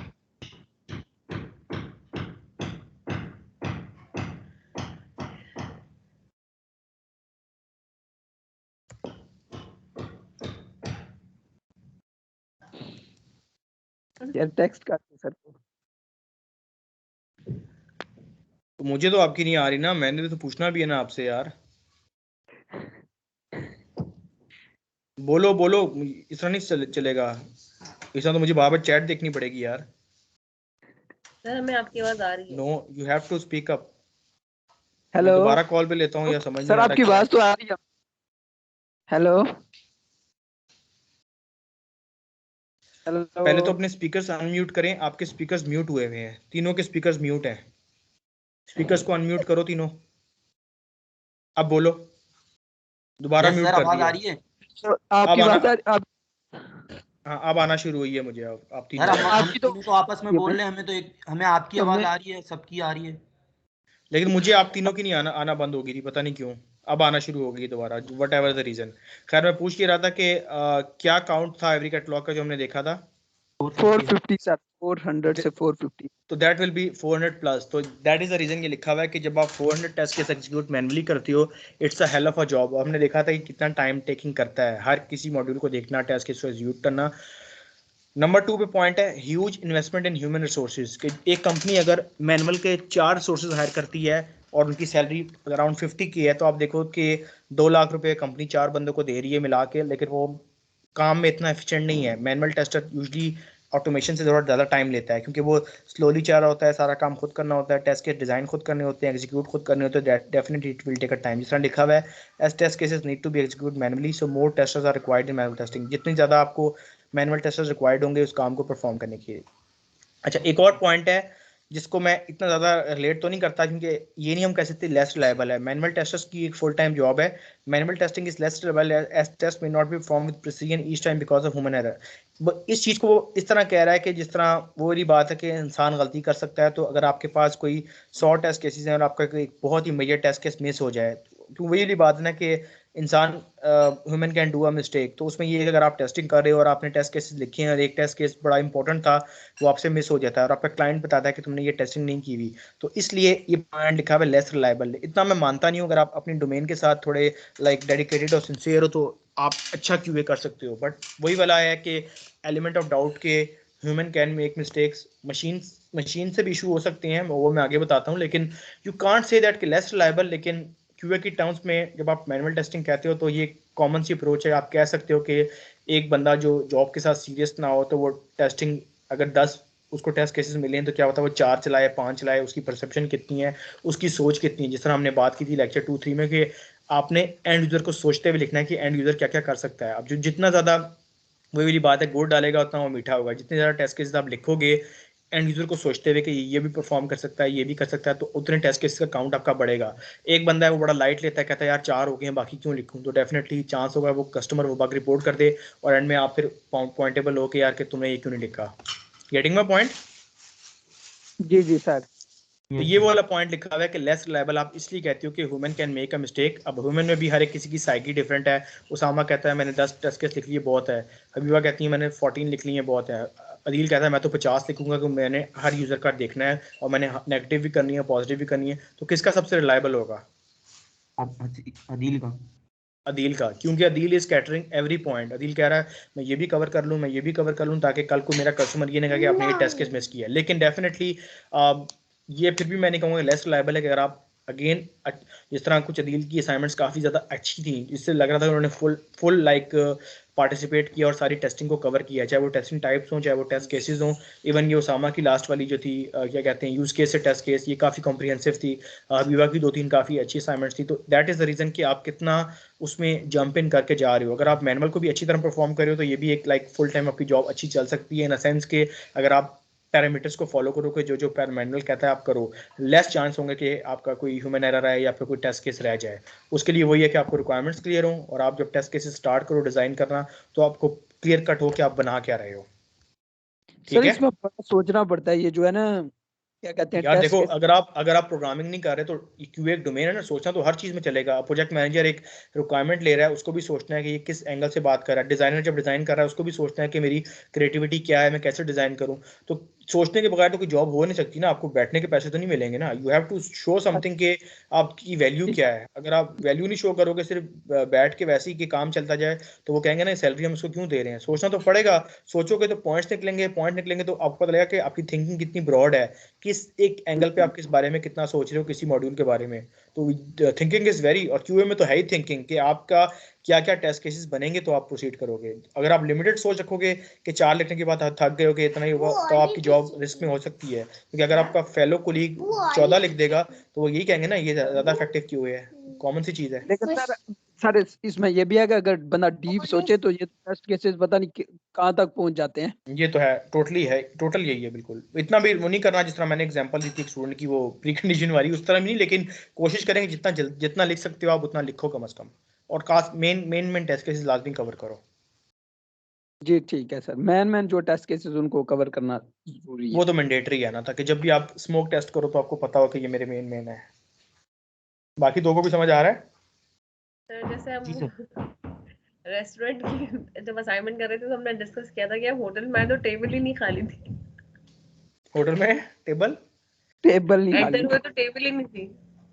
हाँ अभी एक टेस्ट केस काफी वैलिड टेस्ट केस है कि पूरा वो ऑक्यूपाइड है, आपके पास जगह नहीं है बैठने की, तो आप किसी और रेस्टोरेंट को पिंग कर सकते हो, उनसे पूछ सकते हो कि कितना टाइम है जो कस्टमर फर्स्ट वाला जाएगा वापस, कब से आया हुआ, ये भी आइडिया हो जाता है ना आपको कौन सा फिनिश होने वाला है। तो इट्स अ केस। वैसे तो बजाय इस पे हंसी आएगी डेफिनेटली, लेकिन it's a case to be honest. दूसरा सर उसका मेन्यू जो उसने बताया वो है नहीं था हमारे पास। है कि नहीं, बिल्कुल it's a case, valid case है। ये रियल टाइम केसेस हैं जो कि क्या पता उस असाइनमेंट में लिखे भी ना हो, लेकिन आपने खुद सोचना है, क्योंकि रियल टाइम एग्जांपल है ना ये सारे। आप लोग डाइनिंग करते हो, आप जाते हो तो आपको पता है क्या होता है क्या नहीं होता। ये सारे केसेस में आएगा क्योंकि रियल टाइम चीज हो रही है। सर सर एक थोड़ी तो सी sir confusion one by one बोले। जी विभा आप पहले क्वेश्चन कर लो। सर थोड़ी सी कंफ्यूजन है ये आ रही थी जब ये रेस्टोरेंट वाली असाइनमेंट कर रहे थे कि जब हमें तो एसआरएस दे दी गई है, ठीक है, हम परसेप्शन पे कर रहे हैं, तो थोड़ा सा जहन में यही था कि हमने एज बिल्कुल ही बिलोंग टू एसआरएस ही हमने बस टेस्ट केसेस बनाने हैं, ये अपनी परसेप्शन से भी कुछ ना कुछ डाल सकते हैं। अब जैसे वो कस्टमर आया तो टेबल नहीं थी, तो ये तो हमारी अपनी परसेप्शन है ना कि हो सकती है, लेकिन वो एसआरएस में नहीं था। पहले ये होगा कि आपने एसआरएस को फॉलो करना क्योंकि आपका स्कोप हुआ है, लेकिन स्कोप कैन बी लिमिटेड। आपने बाकी अगर you have a time, you have ample time, तो उसमें आप कह सकते हो बेस्ड ऑन क्यूए परसेप्शन एक हेडिंग दे दो, या based on my self perception, क्योंकि लेटर ऑन समटाइम्स क्यूए की फीडबैक को बड़ा माना जाता है कि इसने ये चीज़ भी हैंडल की है, क्योंकि आप जो चीज़ें बता रहे हो ना ये वाकई डेवलपर काम कर रहा होगा, चेक लगाएगा कि अगर इस केस में ये करना है तो हम क्या जवाब देंगे कस्टमर को या क्या उसको कहेंगे। अब ये तो नहीं कहते आप चले जाएं किसी और रेस्टोरेंट में, बुरा लगेगा, वो कहेगा नेक्स्ट टाइम मैं आता नहीं हूँ क्योंकि कस्टमर आपकी खराब हो रही है कि फुली ऑक्यूपाइड है लेकिन आप गए हो तो जगह नहीं। तो यू हैव टू टैकल दो सिनेरियोज, लेकिन पहले आपकी प्रायोरिटी वही रहेगी जो एसआरएस में आपका स्कोप है।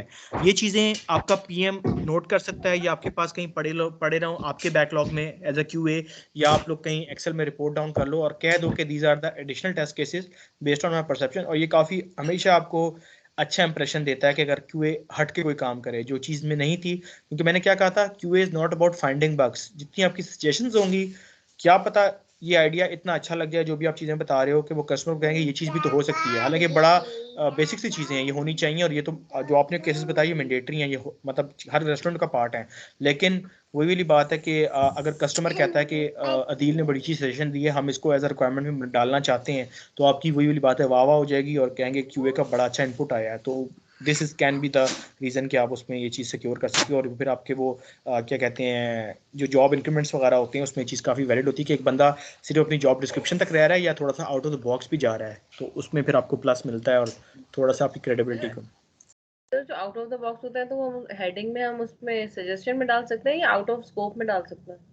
नहीं, आउट ऑफ स्कोप नहीं कहेंगे। देखो ये चीज़ आपने बात की ना, ये अब एक sort of a negative scenario ना। वैसे तो देखा जाए तो रेस्टोरेंट काफ़ी बड़े भी होते हैं, कुछ छोटे भी होते हैं, तो ऐसा नहीं हो सकता कि कोई जगह बिल्कुल ही ना मिले या कुछ वेटिंग एरिया ना हो कि ये खत्म, नॉर्मली बड़ा रेयर केस है। तो इसको मैं थोड़ा सा नेगेटिव केस में ट्रीट कर सकता हूँ कि आप गए हो तो बिल्कुल ही फुल आपको मिला है। तो उसमें ये हो सकता है कि आप आउट ऑफ द बॉक्स तो नहीं कहोगे, क्योंकि ये सिनेरियो काफ़ी इंपॉर्टेंट है और ये हो सकता है कॉमनली। तो आप ये कह सकते हो कि एडिशनल टेस्ट केसेस, जिस तरह यूज केस की असाइनमेंट में था ना, अल्टरनेटिव सिनेरियोज या एक्स्ट्रा सिनेरियोज को 2-3 हेडिंग्स थी इस तरह की, तो उसको आप उसमें कैटर कर सकते हो कि ये भी हो सकता है, why not you are catering that. Okay समझ रहे हो ना? Yes sir, now get it. तो ये चीज़ मैंडेटरी है, आप लिखोगे। और ये बड़ा पॉजिटिव चीज़ आपने हाईलाइट की है कि हमने स्कोप तक तो रहना ही रहना है, लेकिन स्कोप के बगैर हमें कुछ लग रहा है और हमारी थिंकिंग है ना, जिस तरह आपने सोचा 2 पॉइंट्स ये उधर अगर नहीं लिखी तो आपकी अपनी सोच है। इट मीन्स कि आप टेस्ट केसेस को सीरियसली सोच के रियल टाइम पे एग्जीक्यूट कर रही हो कि ऐसा भी हो सकता है। और जितना आप इस तरह सोचोगे उतना आपका काम और ईजी होता जाएगा। नेक्स्ट टाइम आपको कोई और असाइनमेंट मिलेगी तो आप सोचोगे ये चीज़ ऐसे हो सकती है यहाँ पे, तो इस तरह आपके पॉइंट्स निकलेंगे।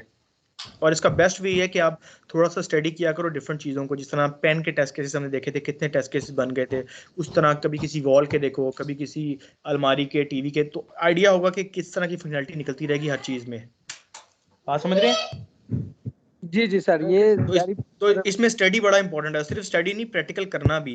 मैंने कोशिश बहुत की है कि आपको टेस्ट केसेस के 3-4 असाइनमेंट्स दूं। एक हमने एवरी कैटलॉग से स्टार्ट किया, फिर मैंने एक फेसबुक की दी थी जो आप लोगों ने रोकी हुई है, लेकिन मैं कह रहा हूँ कि थोड़ा थोड़ा उसमें चलाते रखें। असाइनमेंट 4 जो थी उसमें चीज़ें ऐड करते रहें, आपका फ़ायदा है जब भी टाइम मिले, क्योंकि मेन तो असाइनमेंट चलती रहेंगी हमारी। उससे ये होगा कि वो चीज़ें आपके टेस्ट केसेस जब और सामने आएंगे तो आपकी थिंकिंग और ब्रॉड होगी, जैसे ये भी हो सकता है, ये भी हो सकता है।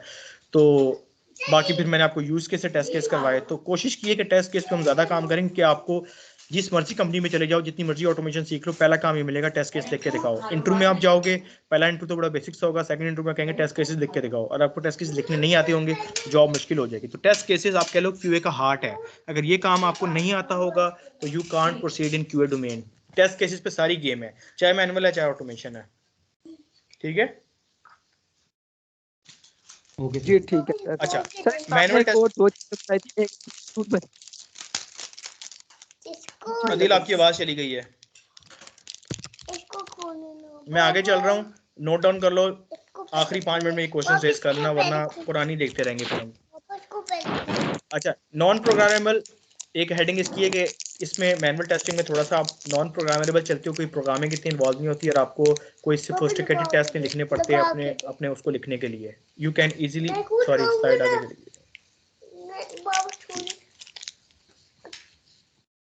कहाँ गया, हाँ बाकी दोनों को तो आवाज आ रही है ना?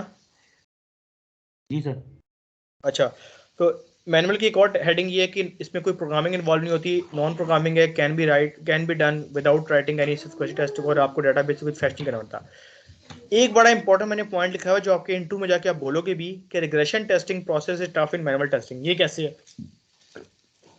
पहले तो मुझे सामा बताया रिग्रेशन टेस्टिंग होता क्या है।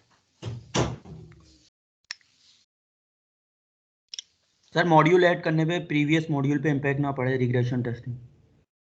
एक्सीलेंट। और साथ आप ये भी बोलोगे कि आप जीरो से टेस्टिंग स्टार्ट करते हो। जी। इम्पैक्ट का वर्ड आपने बड़ा अच्छा यूज़ किया आज, माशाल्लाह आप काफ़ी अच्छे जवाब दे रहे हो, आई एम हैप्पी। आपने शायद थोड़ा बहुत रिवाइज किया है, तो इस तरह इंटरव्यू में भी आपने देना है। तो regression testing is all about कि जब आप एक नया मॉड्यूल इंटीग्रेट करते हो या कोई आपको मेजर बग निकले आप वो फिक्स करते हो, आप अपनी टेस्टिंग स्टार्ट करते हो जीरो से चेक करने के लिए कि एग्जिस्टिंग मॉड्यूल पे कोई इंपैक्ट ना बढ़े। इंपैक्ट का वर्ड लाजमी यूज़ करना है। अच्छा, अब आप बताओ इसी चीज़ को लेकर चलते हुए कि रिग्रेशन टेस्टिंग कैसे टफ होगी मैनुअल में? Sir again and again zero से स्टार्ट करना है तो यही मुश्किल काम है, टफ क्या है। है आपकी जॉब है, आप करो, इसमें क्या है? 4 दिन मांग लो उनसे, कहो मैं 4 दिन बाद रिपोर्ट दूंगा, आराम से टेस्टिंग करो। टफ किस तरह है? टफ किस तरह है?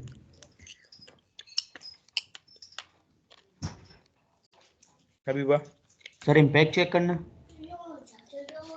सर रिग्रेशन में जैसे जो भी जैसे पहला यूनिट बनता है उसके बाद दूसरा हर एक को एक दूसरे के साथ इंटीग्रेट कर करके हम देखते रहते हैं, और मतलब इंटीग्रेट हम जब करवाते हैं तो फिर एंड टू एंड इसमें जब वो होती है तो जाहिर बात है वो मैनुअली जरा मुश्किल होती है। ठीक है अदील, आप? सर इसी तरह से हम जब इसको जीरो से लेके एंड तक इसको चेक करेंगे, ठीक है, तो ये डिफिकल्ट हो जाता है इस तरह से। क्यों ऐसा डिफिकल्ट नहीं पूछ रहा हूँ, क्या वजह होती है? क्या बोरिंग हो जाता है? क्या ज्यादा हो जाते हैं टेस्ट केसेस? क्या ह्यूमन जो इंसान है वो थक जाता है? कुछ तो बताओ ना, बैकग्राउंड क्या है? अभी पढ़ा है हमने पीछे। जी जी, इसमें बैकग्राउंड ये है कि हमने हर एक चीज को टेस्ट करना होता है वेरी कि गुड। क्या कि ये हमारा सिस्टम अच्छा परफॉर्म कर रहा है या नहीं यूजर एंड से। ये तो नहीं है कि हमारी फंक्शनैलिटी जो है इसकी वजह से नया मॉड्यूल ऐड करने से इसकी फंक्शनैलिटी पे असर पड़ा है या इम्पैक्ट पड़ा है इसके ऊपर। तो वो जीरो से एंड तक फिर हम उसको चेक करते हैं। सर आपने ये भी बताया था पहले कि इसमें हम जब हम करते हैं तो हम टेस्ट केसेस के थ्रू कर देखते हैं। बिल्कुल ऐसे ही करते हैं, टेस्ट केसेस को हम चला के देखते हैं बिल्कुल जीरो से। जब टेस्ट हाँ। 450 टेस्ट केस आप चलाओगे तो इसका आंसर ये है, मैं स्लाइड नंबर 5 पे ले आऊँ कि आपका टाइम बहुत लगेगा, आप थक जाओगे बीच में, आपकी इन्वेस्टमेंट काफ़ी लगेगी, 2 से 3 रिसोर्स लगाने पड़ेंगे 450 टेस्ट केस चलाने के लिए, और 450 में से कोई 15-16 भी आप मिस करते हो तो आपको फिंगर पॉइंट होगा आप पे कि आपने क्यों मिस किया है। तो ये तीनों स्लाइड जो भी हमने आज ही पढ़ी है फ्रेंड, ये इसका आंसर था कि मैनुअल टेस्टिंग जो आप करते हो तो रिग्रेशन क्यों टफ होती है। तो दिस इज द रीजन के वाई टफ। ये चीज़ अगर आप टूल से करोगे तो आपका काम हाफ हो जाएगा। Got it? Yes sir. सही है जी ठीक है सर। गुड। अब आते हैं थोड़ा सा जो हमारी डोमेन आगे चल भी रही है, आगे सेलेनियम भी आने वाला है, automation testing. Fast automation runs test significantly faster than human resources के। एक जो आप एक्सेल पे टेस्ट केस लिखते हो फिर उसको चलाते हो, जो वही काम अगर आप सेलेनियम आईडी के थ्रू करोगे तो आपके रिकॉर्ड बड़े तेज चलेंगे, इफेक्टिव चलेंगे और आपका काम एफिशिएंट हो जाएगा। कैसे करना है, क्या करना है, जब हम सेलेनियम पे आएंगे जो कि ऑब्वियसली आने वाले हैं, लेक्चर 10 ही है बीच में सिर्फ शायद, तो उसमें हम देखेंगे कि how Selenium IDE basically record the test cases, कैसे हम कमांड पास करेंगे, कैसे। वैसे मुझे थोड़ा सा बताओ कि आप लोगों को जावा या सी हैश में से कौन सी चीज़ थोड़ी स्ट्रॉन्ग है? वैसे तो अज्यूम कर रहा हूँ मुझे दोनों नहीं पता होंगी आपको, लेकिन थोड़ा बहुत आइडिया है कि जावा क्या होती है और सी शार्प क्या होती है? तो जावा नो आइडिया सर। का था आइडिया थोड़ा। अदील आपको? सर पढ़ी तो है लेकिन उस तरह से हाँ, आइडिया ये नहीं है। वैसे कोर प्रोग्रामिंग ही है, लेकिन आई विल ट्राई कि आईडी में तो इतना नहीं होगा। आईडी में बस इस तरह है कि आपकी स्क्रिप्टिंग है। स्क्रिप्टिंग कोई भी ऐसा बंदा जो कंप्यूटर लिटरेट हो ना उसको स्क्रिप्ट लिखना आ जाता है, इतनी प्रोग्रामिंग। लेकिन जब हम वेब ड्राइवर पे जाएंगे ना उसमें खुद से तो इतनी प्रोग्रामिंग आपको नहीं करनी, लेकिन कम से कम आपको इतना पता हो ये कोड कर क्या रहा है। क्यूए के लिए इतना मैंडेटरी नहीं होता कि आपको प्रोग्रामिंग के लंबे लंबे कोड लिखो, लेकिन कोड देख के ये समझ आना चाहिए कर क्या रहा है। खैर अभी तो बहुत लंबी रेस पड़ी है उस पर जाने से पहले, लेकिन वैसे जहन में आया, सेम आईडी जब भी देखो तो जहन में आता है जावा या सी हैश, क्योंकि मैं शायद आपको जावा में ही करवाऊँ जब हम वेब ड्राइवर कर रहे होंगे। खैर anyhow, back to original topic. Automation में क्या होता है कि जब आप टेस्ट को रेस्ट को रन करते हो, faster human resources selenium ID हम यूज़ करेंगे सबसे पहले। ये आपके रिकॉर्ड को तेज चलाता है। जो काम आपको एक्सेल में अगर 4 घंटे में लग रहा है, सेलेनियम आईडी माइट भी आपको 1 घंटे में सारा result they they. Less investment in human resources. जो आपके मैनुअल में 450 टेस्ट केस रन करने के लिए 2 बंदे आप यूज़ कर रहे थे, यहाँ पे शायद आपको एक ही बंदा यूज़ करने पड़े। आपके पास टाइम सेट हो जाएगा कि आपने कितने टेस्ट केस को रन करना है। Test cases are executed by using automation tool और less testers are required to do automation testing. बड़ी ऑब्वियस और सिंपल सी बात है। हाँ, इसकी इस बात से मैं भी इतना रिलेट नहीं करता, कुछ जगहों पे मान भी लेता हूँ जो मोर रिलायबल है कि automation test perform precisely same operation each time they run. अब मुझे बताओ, जो ऑटोमेशन टेस्टिंग के टूल हैं जिनको हम सॉफ्टवेयर कह रहे हैं, स्क्रिप्ट्स कह रहे हैं या टेस्टिंग टूल्स कह रहे हैं, वो किसने डेवलप किए हैं? ह्यूमन ने किए, डेवलपर वो भी किसी ह्यूमन ने किए हैं ना। तो जब हम ये बात करते हैं कि मैनुअल ह्यूमन ने किए हैं और मैनुअल में गलती है चांस होने की, तो हाउ कैन वी रिलेट कि ऑटोमेशन की हर चीज़ बिल्कुल ठीक चलेगी? वो भी तो किसी इंसान ने बनाया ना। क्या पता वो डेवलप करते हुए कोई एक मेन फॉर लूप का सेमी कॉलन, या आप कह लो कि वो जो होता है, हाँ सेमी कॉलन इसमें काफ़ी यूज़ होता है, वो आपकी एक ब्रेक हो जरा आपने ना लगाया हो तो देर आर चांसेस। जिस तरह हमारा कॉमन एग्जांपल है, हमारे एलईडीज लगे हुए हैं, रेफ्रिजरेटर्स, माइक्रोवेव, कभी वो ख़राब नहीं हो सकते, बिल्कुल सही चलते रहेंगे। नहीं होते हैं। तो दैट इज हो द जाती रीजन कि मैं इसको मोर रिलायबल नहीं कहता कभी भी। है अच्छी की एफिशिएंसी है, लेकिन कुछ कंपनीज अभी भी कहती हैं कि जो इंसान ने टेस्टिंग खुद की होती है ना, वो अब जिस तरह मेरी पहली कंपनी थी, वो ऑटोमेशन को स्टार्ट पे इतना नहीं मानते थे वे बैक इन 2011। जब आहिस्ता आहिस्ता फिर आगे गया तो उनको भी एहसास हुआ। वो कहते थे जो आप खुद टेस्ट परफॉर्म करोगे हम वो रिजल्ट मांगेंगे। हम पहले कहते थे कि सर हम ऑटोमेशन पे ले जाएं तो दैट विल बी गुड के हमारा काम ईजी हो जाएगा। अब हर एक की परसेप्शन है। वो कहते थे कि ऑटोमेशन भी तो, मशीन भी तो गलती रिजल्ट दे सकती है ना, कि अगर आपने कोई टेस्ट मिस कर दिया, आपने डाला नहीं है मशीन में, तो रिजल्ट तो आपकी कॉल पे चलेगा ना। कोई हम किसी चीज़ को कहते हैं सेलेनियम को चलाओ, तो सेलेनियम भी हमारी कॉल चलेगा ना कि हमने क्या करना है। वो खुद तो इतना एफिशिएंट नहीं है कि हम कह देंगे करो तो वो फौरन से ही करना। डाटा तो हम ही पास करेंगे, हम क्या करवाना चाह रहे हैं, स्क्रिप्टिंग क्या करवाना चाह रहे हैं। तो I don't agree in that कि आप कहो कि ऑटोमेशन टेस्ट जो है वो बिल्कुल हर टाइम एक्यूरेट करेंगे। जिस तरह आप ह्यूमन को चैलेंज करते हो कि ह्यूमन जो है वो इंसान है, गलती कर सकता है, इस तरह मशीनें जो हैं वो भी इस तरह जो मशीनें बनी हुई हैं वो भी इंसानी मेड मशीनें हैं। तो आप माइक्रोसॉफ्ट का भी कोई टूल ले लो, कभी भी कोई टूल बग फ्री नहीं होगा। हम कहते हैं फेसबुक है, माइक्रोसॉफ्ट की विंडोज़ है, अभी अदील की एग्जांपल कि मैंने विंडोज़ रिफ्रेश की, हर चीज़ कर ली, लेकिन स्काइप पे बग आ रहा है। अब स्काइप इज़ अ टूल, किसी ने बनाया है, अब वो क्यों बग आ रहा है, क्यों स्टैक हो रहा है, अदील को भी स्टेप्स प्रोड्यूस नहीं किए ना, उसकी लॉग्स में गया है कि ऐसा क्यों हो रहा है। बट बात लिंक हो गई, इसलिए रिलेट कर रहा हूँ। तो automation is not like that कि आप पूरा रिलाई कर लो कि बहुत ही जगहों पे 50% आपको मैनुअल पे रिलाई करना होगा। और ऑटोमेशन के जो गुरुज हैं वो भी एट द एंड मैनुअल पे समाव आते हैं अपनी चीज़ को प्रोसीड करने के लिए, क्योंकि ऑटोमेशन पे जिस तरह सेलेनियम अब इतना इंटेलिजेंट नहीं है कि वो डेट पिकर में से, कैलेंडर में से डेट उठा सके, वो आपको खुद देना पड़ता है।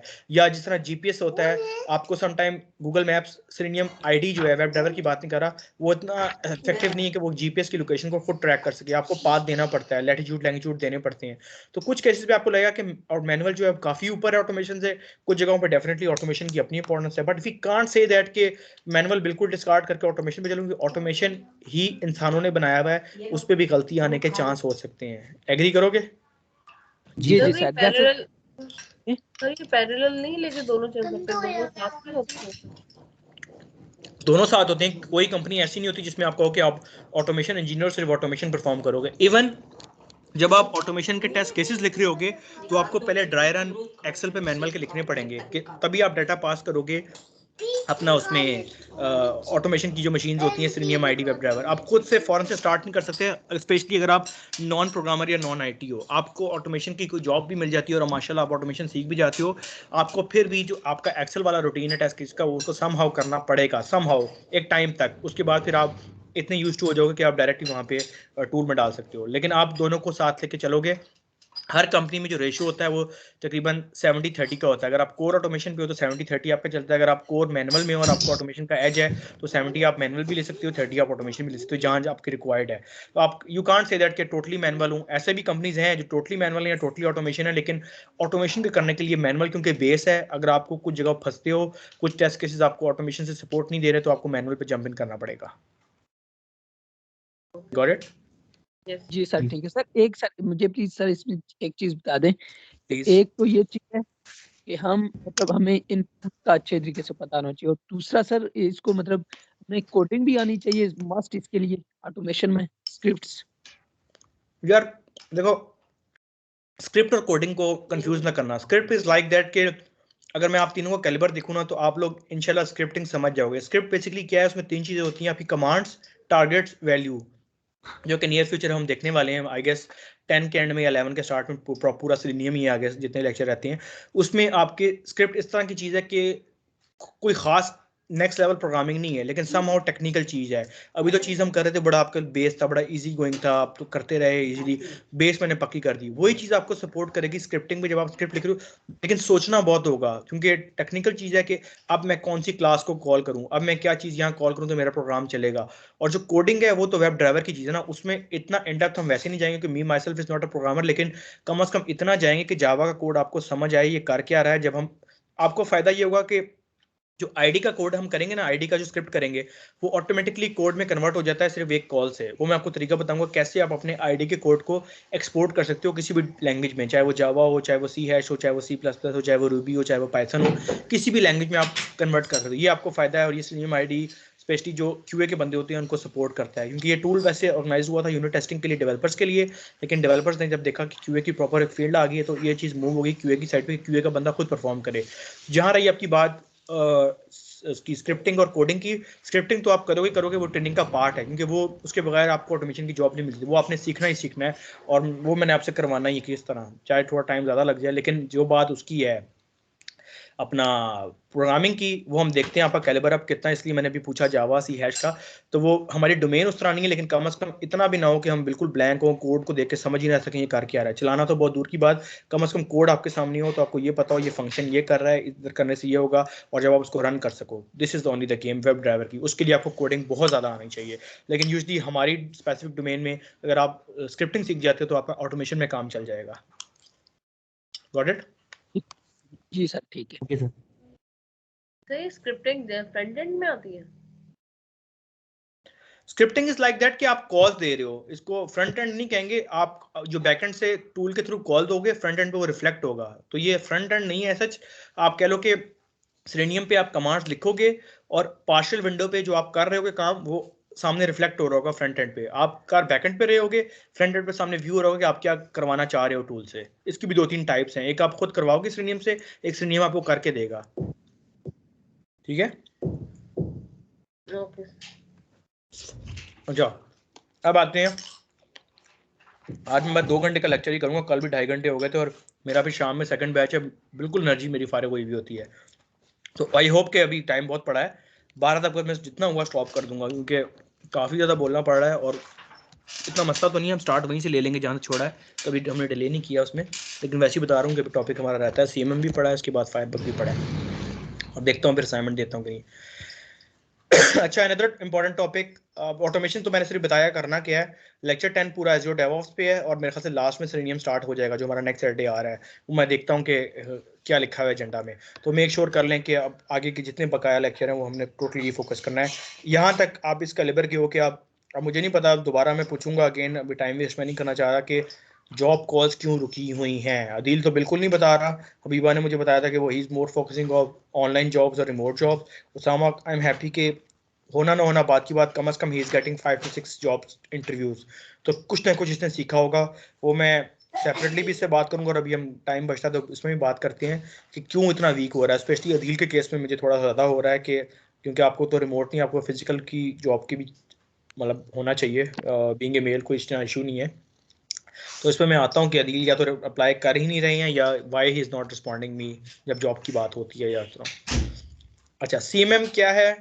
पहले तो ये पता हो कि CMM stands for capability maturity model. CMM stands for capability capability maturity model. अच्छा, अब CMM कैपेबिलिटी मैच्योरिटी मॉडल क्या है?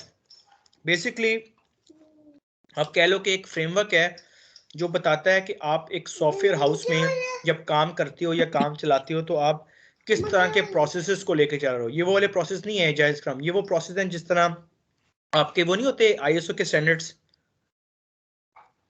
जी sir.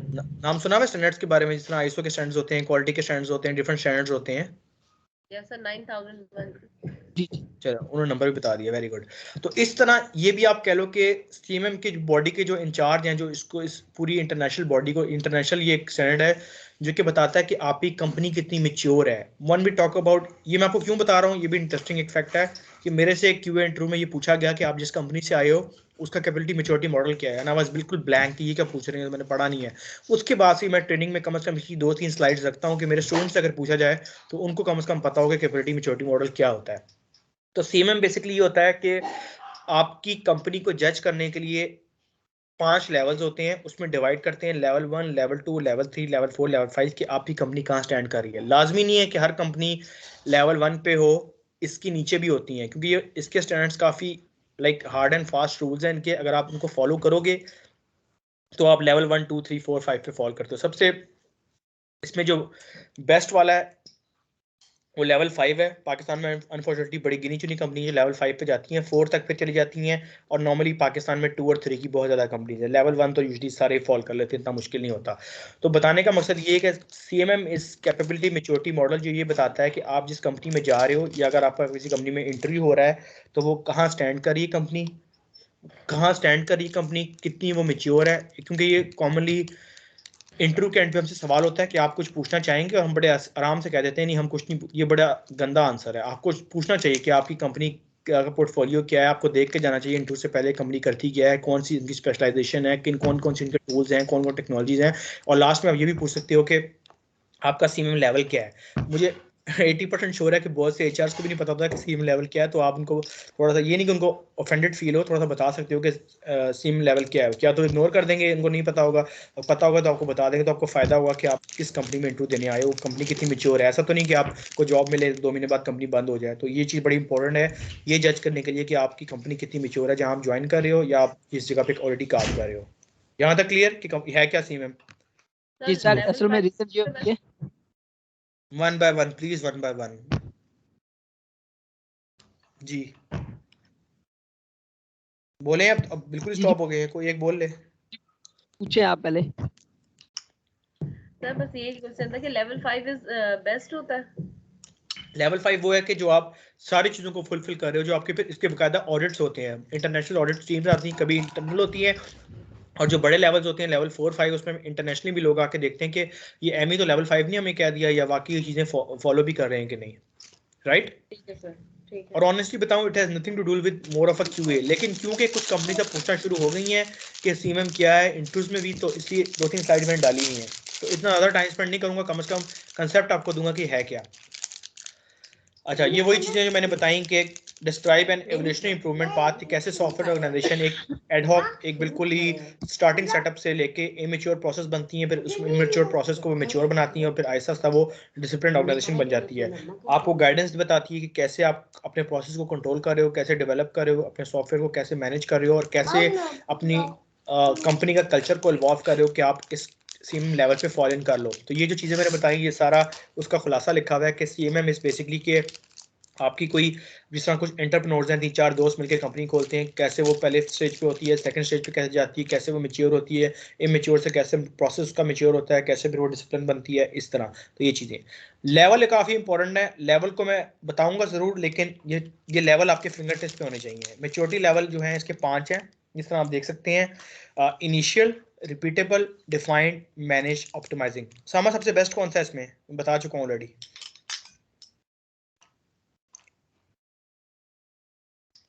Management, managed. Very good, very good. Adil आप?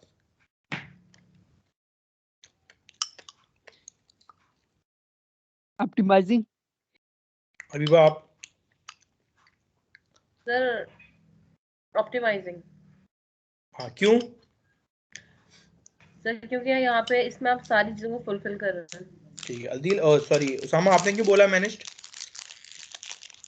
सर तो सब चीज़ों को मैनेज करेंगे तो उनकी मीट करेंगे रिक्वायरमेंट को, तो वो दूसरा सर ये मैं ऑप्टिमाइजिंग से नाम से जाहिर है कि ये मतलब हम मतलब हर चीज को इसमें इम्प्रूवमेंट लाएंगे इसमें, बेहतर इम्प्रूवमेंट करेंगे तो इसको। इम्प्रूवमेंट तो हर प्रोसेस में, ये मैं पहले बता दूं, कोई भी प्रोसेस ऐसा नहीं होगा कि आपको कह दो मैं लेवल 2 का हूं तो आप हर, एक लेकिन लेवल पे चाहिए।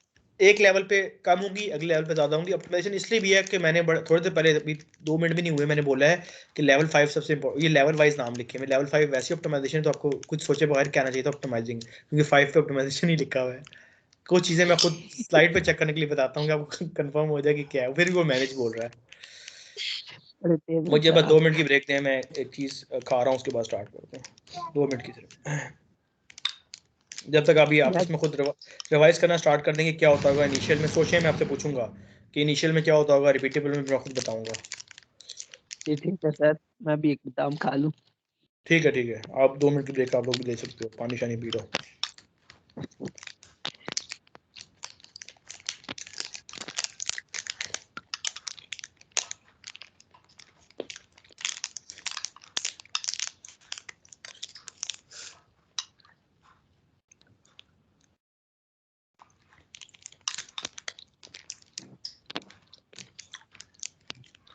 उसामा, इसमें लेवल 3 कौन सा है?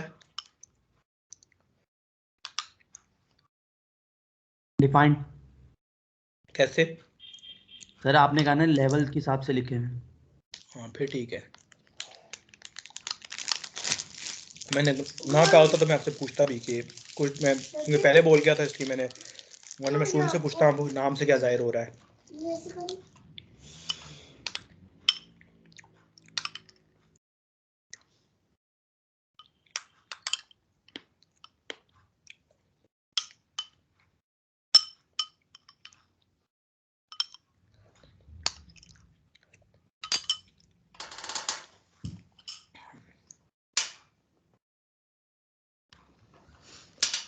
अच्छा स्टार्ट करते हैं। तो हमारे सीएमएम के 5 लेवल्स हैं और मैंने आपको बताया कि डिपेंड करता है कि आपकी ऑर्गेनाइजेशन कितनी मेच्योर है और कितना उसमें कैपेबिलिटी है कि वो जितने भी ऑडिट्स हैं उनको पास करती है। और उसके बाद लेवल नंबर 1 पे तो आपका, जिसमें नॉर्मली हर कंपनी फॉल कर जाती है, जिसको आप इनिशियल कहते हो, नाम से ज़ाहिर है कि आप किसी चीज़ को इनिशिएट कर रहे हो, स्टार्ट कर रहे हो। तीनों से सवाल है, कोई भी जवाब दे दे। आपके जहन में क्या आता होगा इस वाले लेवल पे किस किस्म की कंपनीज आती होंगी?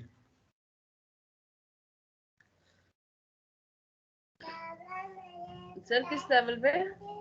लेवल 1 की बात हो रही है। लेवल 1 पे किस टाइप की कंपनीज आती होंगी? हम्म,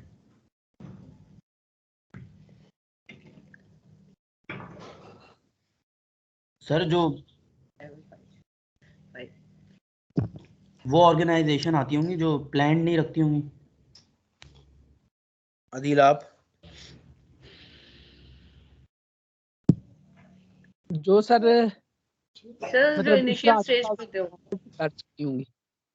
अदील नहीं समझ आई, बीच में विवा ने बोल दिया था, खुद दोबारा बोलो। जो सर इतना अच्छा जो है ना उसको मैनेज ना कर सकती हूँ। अच्छा, लेवल 1 जिसको आप इनिशियल कहते हो, इस पे वो कंपनीज आती हैं जो बिल्कुल स्टार्टअप्स होते हैं, जिसमें कोई, जिस तरह आप कह लो कि एंटरप्रेन्योर्स हैं, 4-5 दोस्त हैं जिन्होंने मिलकर एक छोटा सा सॉफ्टवेयर हाउस खोला है, उनके पास इतने रिसोर्स नहीं है, वो इनिशियल लेवल पे हैं। बेसिकली उनका गोल क्या है कि हम एक प्रोजेक्ट्स लेंगे बाहर से, प्रोजेक्ट्स पे काम करेंगे, देखेंगे हमारा आरओआई कितना है। आरओआई समझते हैं क्या होता है? Return on investment. हाँ, रिटर्न ऑन इन्वेस्टमेंट की, जितना हम बेसिकली इन्वेस्ट किया है, हमने लैपटॉप्स खरीदे, कुर्सियाँ खरीदी, कंपनी का सामान खरीदा, उसके अगेंस्ट हमें क्या रिस्पांस मिल रहा है, कितने हमारे बजटेड प्रोजेक्ट्स आते हैं। बिल्कुल आप इनिशियल लेवल पे जो सोच होती है कि एक नई चीज़ हमने स्टार्ट करनी है, तो ये बिल्कुल स्टार्टअप है कि आप चेक करते हो कि आपने जो चीज़ें स्टार्ट की हैं, आया कि आपको फ़ायदा भी हो रहा है, नुकसान हो रहा है, या बीच की लेयर है। तो it's called level 1 initial level, जिसमें सब कोई आ जाते हैं कि कोई भी कंपनी खोलेगा तो आप कह सकते हो कि ये मेरा नाम है, ये मेरी डोमेन है, ये मैंने होस्टिंग ये की है, तो ये मेरी कोर टेक्नोलॉजीज हैं, इन पे मैं काम कर रहा हूँ, तो ये मेरा इनिशियल लेवल है, जिसमें आपको कोई मैप डिफाइन नहीं होता, बस आप स्टार्ट कर लेते हो और बाद में आपको सडनली पता लगता है 6 महीने बाद कि आपको कितना प्रॉफिट हुआ, कहाँ पे आप स्टैंड करे हो, कितनी आपने और हायरिंग करनी है, this and that. Again level 2 जिसको आप रिपीटेबल कहते हो, रिपीटेबल में क्या होता होगा, कोई ज़हन में आ रहा है? सर पहले जिस चीज़ से सक्सेस हासिल की होगी उसी को रिपीट रखते होंगे। Excellent excellent. रिपीटेबल में क्या होता है कि आपने इनिशियल में जो जो चीज़ें पॉजिटिव की होती हैं, जो आपके सक्सेस फैक्टर्स होते हैं, एक तो आप उसको यूज टू कर लेते हो, अपना लेते हो कि ये तो हमने करने ही करने, क्योंकि इधर से हमें पॉजिटिव मिला, उन प्रोसेस को आप रिपीट करोगे। साथ फॉर एग्जांपल आप कहते हो कि पहले साल आपने लाइक फॉर एग्जांपल दे रहा हूँ कि $6 लाख अर्न किए। अब आप कहोगे मेरा टारगेट है इस साल में 12 करूं, इस साल में 18 करूं, क्योंकि आपने उस पर स्टक नहीं कर जाना, आपने ग्रो होना है। तो रिपीटेबल में चीज़ें होंगी कि आप अगर आपके पास पिछले साल 18 एम्प्लॉयज़, तो आप कहोगे इस साल में 50 एम्प्लॉयज़ चाहता हूं ताकि मेरी ग्रोथ हो, 4 PHP के हों, 8 .NET के हों, 6 QA हों। तो ये रिपीटेबल है कि आप इनिशियल वाले प्रोसेस को माइंड में रखते हुए कि कहाँ आपने गलतियाँ की, कहाँ आपने सक्सेस काम किया, तो वो चीज़ें जो आपकी पॉजिटिव होती हैं उनको आप ऑप्ट करते हो एज ए रिपीटेबल, और उनको सेकंड फेज में लेकर चलते हो, और चाहते हो कि आपके जो जितने भी प्लस हैं या जो आपकी गलती हैं वो जो इनिशियल में हुई वो रिपीटेबल में ना हो। कटिंग? Yes sir. हाँ, दोबारा बता रहा हूँ, ये आपसे इंटू में वैसे इतना लंबा कोई नहीं पूछेगा, लेकिन नॉलेज के लिए, क्योंकि मैं समझता हूँ आपके पास होना चाहिए किसी और को बताने के लिए कि सीएमएम क्या है। सिर्फ रट्टा लगा के नाम ना पता हो, ये भी पता हो उसके अंदर होता क्या है। डिफाइंड में क्या होता होगा? आज उसामा बड़े अच्छे जवाब दे रहा है वैसे। सर डिफाइन में यही होता होगा, जो चीज आपकी डिफाइन हो गई है कि आप ये काम करते हो, तो वो फिर आपके नाम और कंपनी से डिफाइन हो जाती है कि आप ये काम करते होगे, तो वो स्टेज की कंपनीज होती होंगी। अच्छा, डिफाइंड में आप ये करते हो कि हर चीज अपना आप ब्लैक एंड व्हाइट पे ले जाते हो। ब्लैक एंड व्हाइट का मतलब कि आप हर डॉक्यूमेंट। चीज अपने डॉक्यूमेंट प्रॉपर कर देते हो, जिसमें आप ये लिखते हो कि हमारी हर चीज का कोई रूल है। फॉर एग्जांपल हमने हायरिंग करनी है, खुदा ना खास्ता फायरिंग करनी है, तो कोई भी रिसोर्स नया ज्वाइन कर रहा है तो प्रॉपर उसका वेलकम लेटर, हर चीज आपकी डिफाइंड होती है। आप ये नहीं कहते कि आप बस हवाओं में बातें कर रहे हो कि हम ये भी कर रहे हैं, ये भी कर रहे हैं। जो पूछे, हाँ ऑडिट होता है आपका, बताएंगे आपने क्या डिफाइन किया हुआ है। आप कह रहे हो आप लेवल 3 को कुछ है भी आपके पास डॉक्यूमेंट्स, तो आपके पास कुछ दिखाने को भी हो कि हम प्रॉपर एक कंपनी रन कर रहे हैं, यहाँ हमारी कंपनी लिंक करती है, या ये हमारे एक कंपनी जर्मनी में है, कंपनी यूएस में है, दिस एंड दैट, तो पाकिस्तान में भी लोकल आप कोई नाम ले सकते हो। तो उसमें आपका ये चेक किया जाता है कि आपने जो बातें आप वर्बली बोल रहे हो वो कहीं डिफाइंड भी हैं, कि सिर्फ ये हवाई बातें हैं कि हमारे 50 रिसोर्सेज हैं, हमारे 60 रिसोर्सेज हैं। तो इसमें आप इस लेवल पे पहुंच जाते हो कि आपकी चीज़ें डिफाइंड होती है। और नॉर्मली पाकिस्तान में ज़्यादा कंपनी लेवल 3 की हैं, क्योंकि ये वो लेवल है जो बीच का लेवल है, और इस पर कंपनी काफ़ी अच्छी स्टेट में होती हैं, जिसमें प्रॉपर सेटअप चल रहे होते हैं आपके हायरिंग फायरिंग, और कितने एम्प्लॉयज़ हैं, किसका बोनस मिला, क्या एम्प्लॉयज़ के ट्रैक्शंस है, कितने एम्प्लॉयज़ को बेनिफिट मिल रहे हैं, दिस एंड दैट। समझ रही ना बात? Yes sir. जी जी सर। जी सर। लेवल 4 मैनेज, अब नाम से चीज जाहिर है, मैनेज में क्या हो रहा होगा? मैनेज करेंगे सर, सॉफ्टवेयर सब मेंटेन क्या में मैनेज करेंगे? आज जो अदील है ना, वो सामा वाला काम कर रहा है आज बिल्कुल, और सामा बिल्कुल अच्छे जवाब दे रहा है बहुत। सर जो भी वो काम कर रहे होंगे बीइंग फ्रॉम स्टार्ट, वो हर चीज अपने उस लेवल को मैनेज करके रखते होंगे, मतलब उन्होंने हर चीज का कंट्रोल किया हुआ होगा, मैनेज किया हुआ होगा। अच्छा, इसमें भी ना जिस तरह वाटरफॉल मेथड था उस तरह की, ये लास्ट वाले पे ना जो आप लास्ट वाला पढ़ रहे होते हो वो पिछले से डिपेंडेंट होता है। जब मैंने डिफाइन कह दिया ना, इसका मतलब है मैनेज में सिर्फ आप उसमें फिर एक्शन भी करोगे। ये नहीं कि अगर कोई एम्प्लॉय खराब काम कर रहा है तो आपको कहोगे हमने डिफाइन किया था कि एम्प्लॉय कोई खराब परफॉर्मेंस देगा तो हम फायर करेंगे। मैनेज में आप प्रॉपर एक्शन लेके उसको इंप्लीमेंट करके फायर करोगे भी, या किसी का परफॉर्मेंस बड़ी एक्सेप्शनल जा रही है तो आप उसका बोनस अगर लिखा हुआ है कि इसको सालाना बोनस फॉर एग्जाम्पल 40,000 मिल रहा है, तो मैनेज में सिर्फ वो बातें नहीं रहेंगी, आप प्रॉपर मैनेज उसको कर रहे होगे। आपका जो एचआर की कम्युनिटी होगी, एचआर की टीम होगी, वो देखेगी डिफाइन हमने क्या क्या किया हुआ है, आया कि हम उसको फॉलो करें, या सिर्फ हमने लेवल 3 को ऑब्टेन करने के लिए ये कहा हुआ है कि डिफाइन कर लिया चलो बस ठीक है अब हम लेवल 3 पे पहुंच गए। मैनेज जब आप लेवल 4 करोगे तो आपके ऑडिट्स पे आपके एम्प्लॉय से ही पूछा जाता है कि वाकई आपको इतना इंक्रीमेंट मिल रहा है जो आपकी चीज़ों ने लिखा हुआ है, कि आपकी ये फैसिलिटीज मिल रही हैं, कि आपको मेडिकल मिल रहा है, कि आपको लाइक दिस एंड दैट कोई भी एक्सवाइजी चीज़ मिल रही है।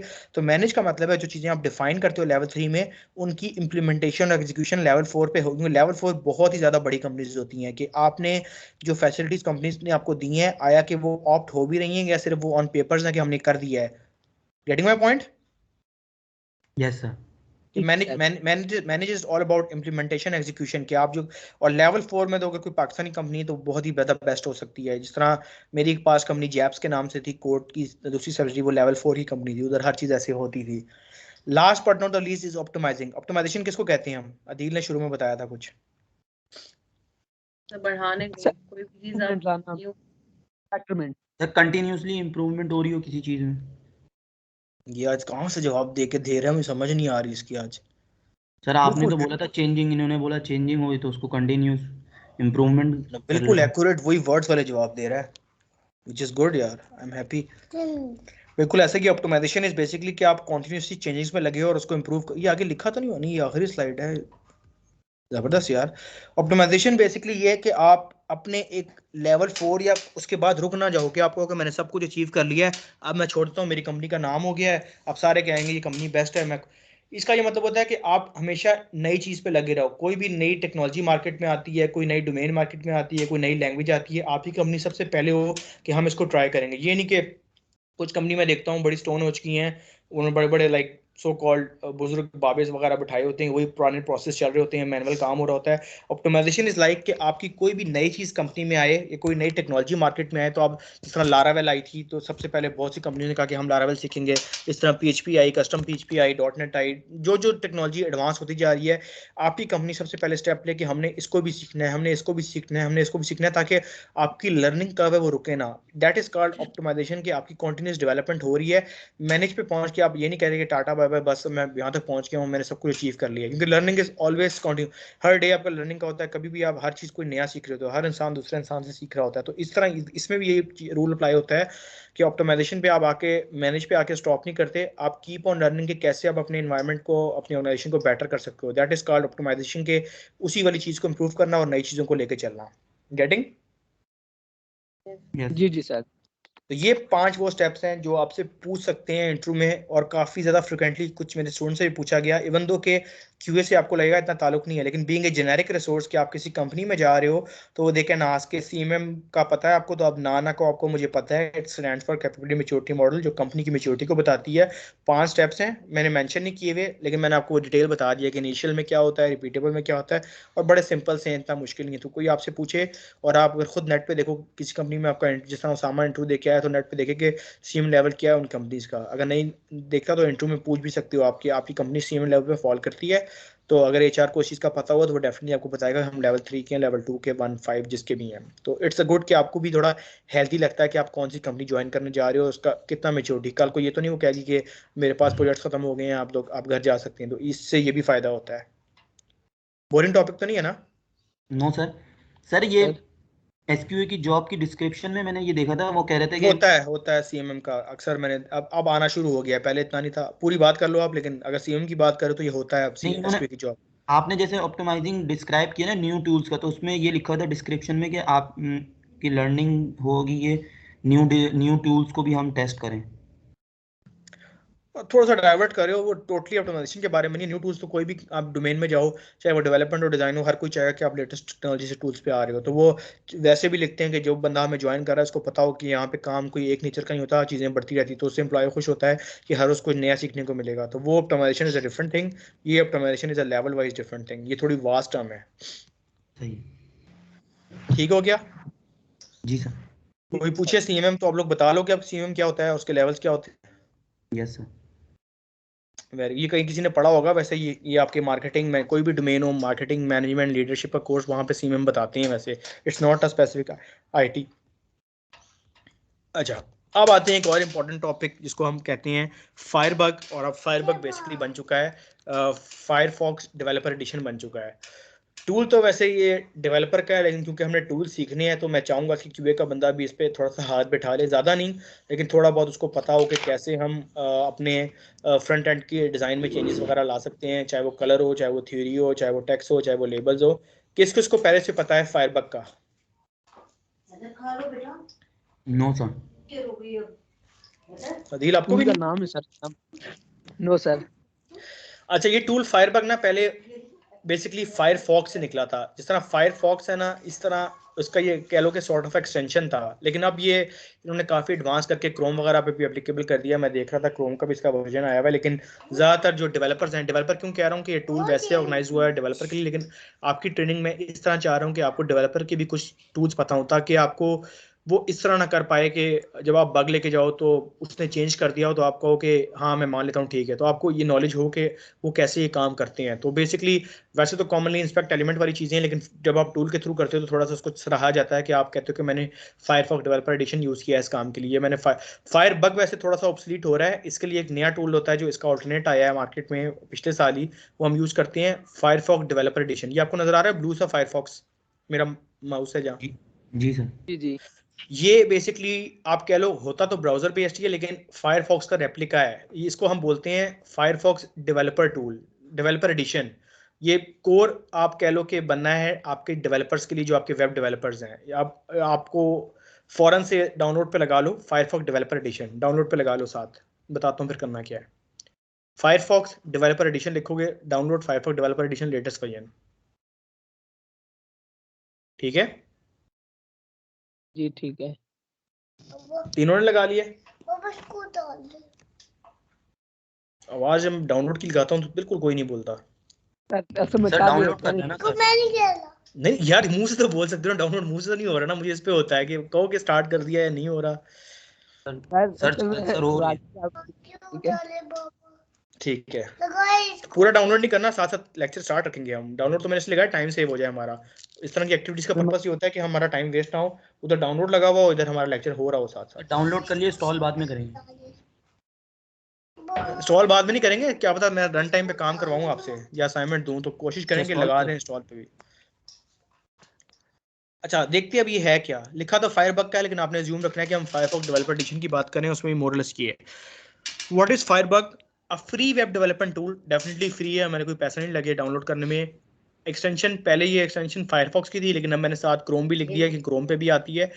ये आपको अलाउ करता है कि आप अपने HTML और CSS में किसी भी वेबसाइट पे चेंजेस कर सकते हो रन टाइम पे देखने के लिए। कि जो QA के लिए क्यों इंप्रेसिव है कि सम टाइम आपने कुछ सजेशंस देनी हो, बग ना हो, तो आप अपने उसके लुक एंड फील को पूरा चेंज कर सकते हो। जिस तरह इसकी मैं यूजली जो असाइनमेंट देता हूँ स्टूडेंट्स को, वो पाकिस्तानी फेसबुक देता हूँ कि आपने एक वेबसाइट बनानी है, वेबसाइट का सॉरी पेज बनाना है जो पाकिस्तानी फेसबुक होगा, जिसमें पूरा कलर उसका ग्रीन होगा, उसके सारे एलिमेंट्स डिफरेंट होंगे, जो कि मैं बाद में बताता हूँ कि कैसे आपने करनी है, क्या देनी है। लेकिन बताने का मकसद ये है कि आपको ये इनेबल कराना कि आप फ्रंट एंड की चीज़ों को छेड़ के पूरे वेबसाइट का UI चेंज कर सको। ये इस टूल के थ्रू होगा, जिसमें लिखा हुआ है it allow you to see the HTML and CSS। आप देख भी सकते हो, ना सिर्फ देख सकते हो, उसकी वेबसाइट में चेंजेस भी कर सकते हो।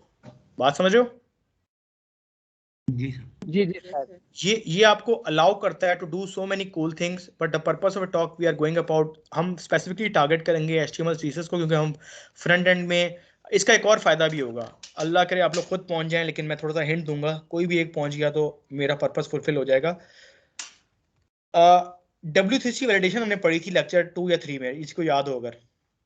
जी उस टाइम मैंने बोला था कि जो भी बग्स आ रहे हैं आप इसको फॉर ग्रांटेड ले लो, आपको कोई ताल्लुक नहीं है इन बग से। ये हम जाके लेक्चर 9 में देखेंगे, हम टूल पढ़ेंगे फायरबग या डेवलपर टूल वाला, जिसमें आप लोग खुद ये काम करोगे ताकि आपको पता लगे बग था क्या। किसी को ये बात मेरी याद हो या रिकॉर्डिंग में सुन लेना बेशक, यस सर। कि मैंने बोला था कि अभी आप किसी ने पूछा ये बग जो है हम समझ नहीं आ रही, लिखा हुआ है लाइन नंबर 4, मैंने कहा सिर्फ स्क्रीनशॉट ले लो, W3C की बात कर रहा हूँ, स्क्रीनशॉट अटैच कर दो। जब हम लेक्चर 9 या 10 में जब ये फायरबग का टॉपिक आएगा, तो आपको जब आप खुद वो चीज़ कर रहे होगे तो बहुत सी चीज़ें आपको क्लियर हो जाएंगी, ये चीज़ कहाँ से होती है, ये चीज़ कहाँ से, किसी को अगर याद आ रहा हो। वरना लेक्चर 2 की रिकॉर्डिंग पूरी सुनना, आपको मेरे ये वर्ड्स रिकॉल होंगे, राइट? Yes sir. जी अच्छा, जी सर। अब ये करता क्या है कि आपको अलाउ करता है कि आपके HTML और CSS में चेंजेस करो और आप एक फ्रंट एंड पे नई चीज ला के दिखाओ। कैसे करता है, लेट्स सी।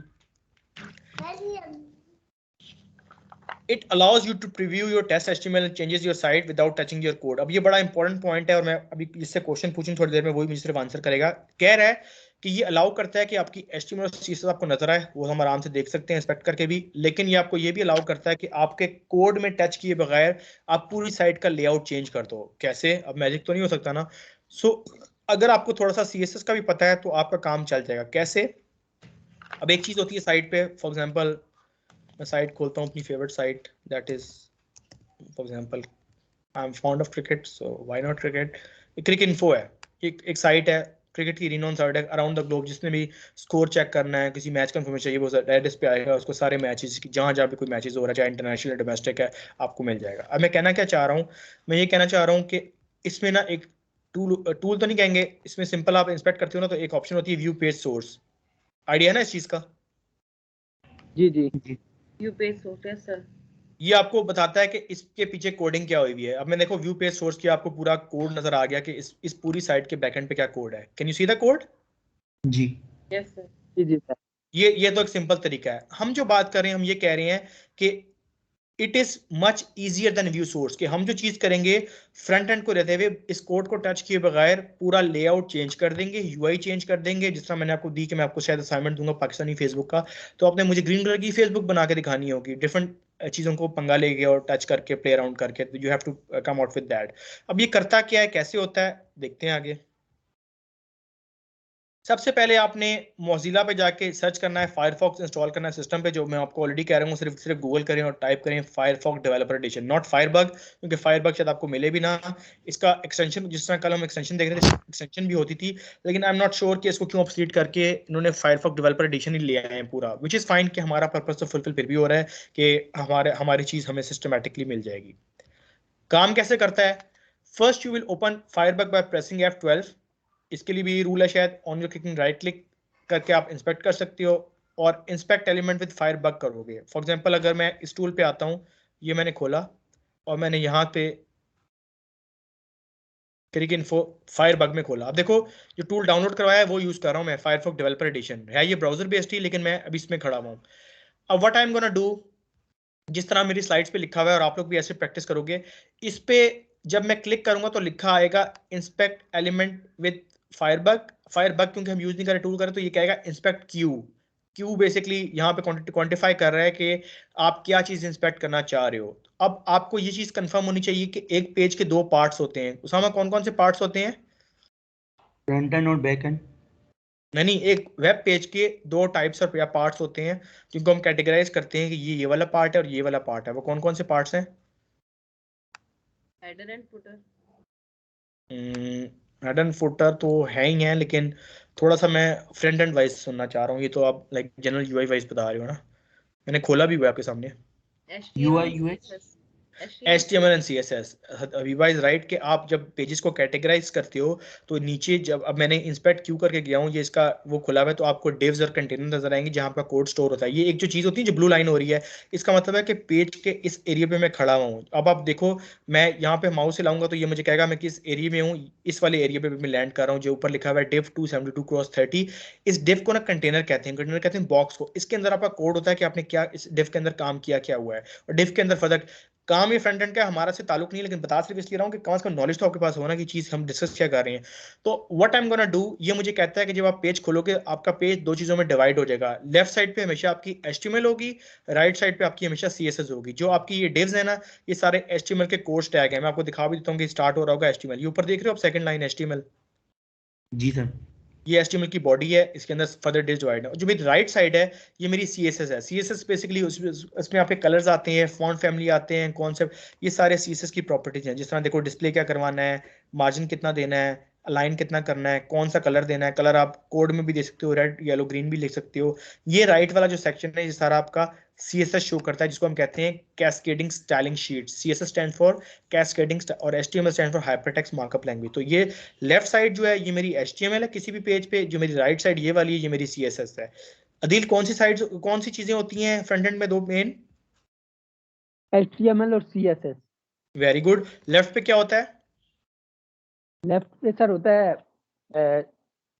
लेफ्ट पे होता है HTML और राइट पे होता है CSS। अब आपकी आसानी के लिए मैंने एक स्क्रीनशॉट भी डाली हुई है। Once you open the Firefox या Firefox developer tool you will get a window like this. जो अभी हमने देखी हुई कि एक विंडो आई जिसमें पार्शियल डिवाइड किया हुआ था।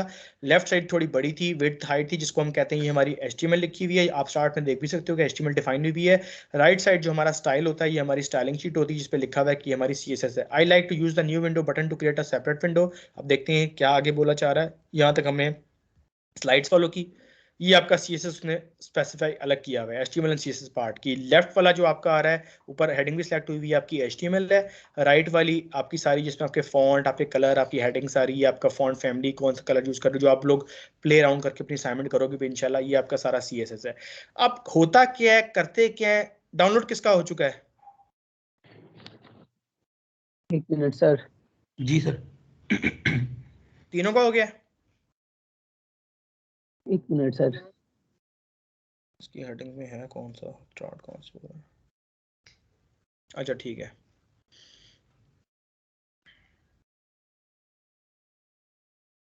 क्या हुआ, कुछ बोल रहे हो या मैं स्टार्ट करता रहूं? जी सर, डाउनलोड तो हो गया इंस्टॉल है, करना है। बस इंस्टॉल पे लगा दो साथ, मैं अभी करवाऊं ना हो करवाऊं गया, ये मेरे इंस्टॉल भी ऊपर हो है। गया सर। Excellent excellent. आज सामा पूरा चार्ज करके नाश्ता करके आया हुआ है, फुल फॉर्म में है। गुड।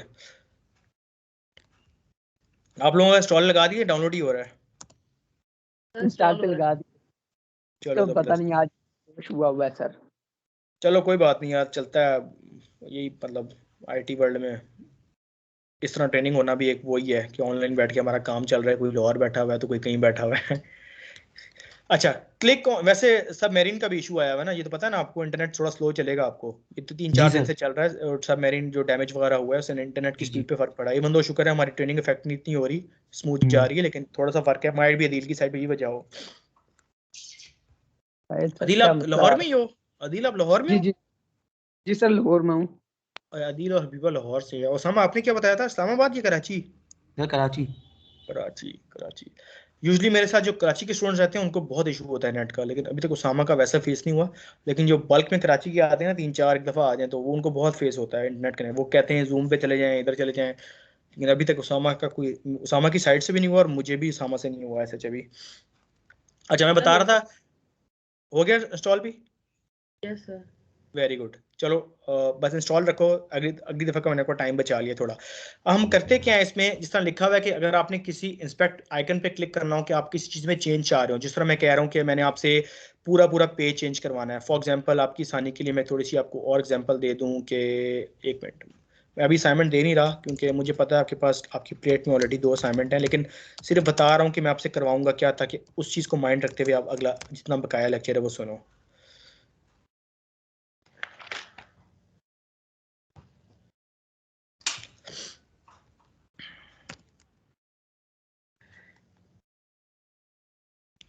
टाइप 8 कर रहा हूँ। अच्छा, अब आपको ना थोड़ी सी चीज़ें नज़र आएंगी, कुछ काफ़ी अच्छी बनी हुई हैं, कुछ सिर्फ एक फॉर्मेलिटी है, लेकिन गुड पार्ट इज़ दैट के लोगों ने की हैं।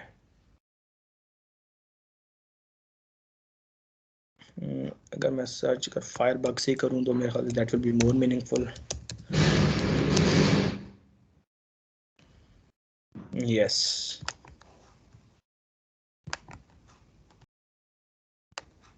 नज़र आ रही स्क्रीन? Yes sir. इसमें एक दो तो बड़ी इंप्रेसिव जी हैं, जी वो सर। मैं, चलो इतनी काफ़ी है आज के लिए, वरना जब असाइनमेंट दूंगा तब भाग बताऊंगा। अरे ये चीज़ नज़र आ रही है आपको? ये तो खैर इसने इतना नहीं फॉलो किया, लेकिन थोड़ा बहुत पंगा लिया है। जी सर। ये आपको नज़र आ रहा है? जी। यस। जी जी Pakistani Facebook help you to connect share with people with love, Pakistan जिंदाबाद, ब्ला ब्ला, बाकी ये नाम भी चेंज किए हैं, varied Pakistani email, your secret words, इस तरह। ये कोई लास्ट का स्टूडेंट था, इसने कोई अपनी लिखे हुए, जाओ ऐशी करो, आप भी अभी, मतलब इसने finally Facebook purchase by Qasim Wajid. अरे ये मैं मजे की बात अभी देख रहा हूँ, मैंने इसकी असाइनमेंट को इतना लाइट लिया हुआ है, पहले ही देखी शायद, इसने मेरा नाम भी बीच में डाला हुआ है। अच्छा खैर, तो कहने का मतलब है कि हमने प्ले अराउंड करके ना पूरे इंटरफेस को चेंज करना है। इसमें कुछ बड़ी इंप्रेसिव भी आगे आएंगी, जिस तरह ये मुझे बड़ी अच्छी लगी थी, माय ओन बुक के नाम से। ये किसी स्टूडेंट की थी जिसने प्रॉपर उसने इमेज डाला है, ईगल शो किया है, मतलब कहने का मतलब है वो चीज़ें हाईलाइट की जिस तरह आप पूरे पेज को चेंज कर सकते हो। और इसका एक और फायदा ये है, अगर किसी के जहन में आया हो, उसमें आप ये कर सकते हो कि आप एज अ सजेशन ना, जिस तरह हमारा बाल्सामिक टूल था कि प्रोटोटाइपिंग पे आप बताते थे कि ये पेज ऐसे दिखे, तो यहाँ से आप रन टाइम पे पूरा अगर पेज बना हुआ है तो आप इसमें भी सजेशन दे सकते हो अपनी, with the help of this tool, कि आप लिखो और आप उनको बताओ कि मैंने ये अमेंडमेंट्स किए हैं, उसका स्क्रीनशॉट कैप्चर करो और बताओ कि this is what I looking for, कि ये चेंजेस इसमें हो। हैदर थोड़ा सा उधर होना, बस बात समझो मेरी, जी सर। कि जी जी आप सर। पूरे इंटरफेस को चेंज करके, फ्रंट एंड पूरा चेंज करके बता सकती हो कि this is the change I want. Adeel आपने पहले काम किया है इस चीज पे? सर अदील आपसे किया पूछ रहा हूँ तो हुआ है पहले, लेकिन ये सारी चीजें भूल गई हुई हैं सर, तो क्योंकि मुझे काफी आइडिया अर्से ये हो से। रहा है आपके आंसर से, शायद थोड़ा सा आपको पता है इस चीज़ का, क्योंकि वो आंसर से समझे फील हमको होता है। अच्छा खैर, नहीं किया तो दोबारा करना पड़ेगा क्योंकि असाइनमेंट तो होगी।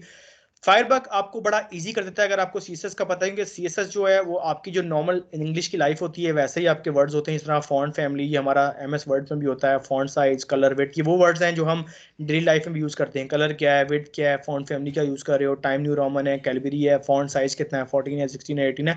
तो सिंपल आप आके उसकी सीएसएस प्रॉपर्टीज में जाते हो, उसका कलर चेंज करते हो, उसके फॉन्ट फैमिली को चेंज करते हो अपनी मर्जी का, जिस तरह फेसबुक की मैंने आपको असाइनमेंट दिखाई, आप लोग पंगा लेके उस तरह की चेंज करते हो और उसका स्क्रीनशॉट लेके सेव करके सबमिट करवाते हो। तो आपको अभी जो रियल टाइम एग्जांपल यहाँ से हेल्प मिलेगी वो ये है कि अगर आपने HTML को एडिट करना है, फॉर एग्जांपल मैं यहाँ पे आता हूँ, एक करके बताता हूँ ताकि आपको करने में ईजी हो। टॉप पे आ रहा है फॉर एग्जांपल आपके सामने, ये ऑस्ट्रेलिया वर्सेस इंग्लैंड नजर आ रहा है आपको? जी सर। मैं इंग्लैंड पे क्लिक करके जी। इंस्पेक्ट थ्रू ये करता हूँ। सॉरी, मैं इस पेज पे आ गया हूँ, मैं डेवलपर टूल पे आना चाह रहा हूँ।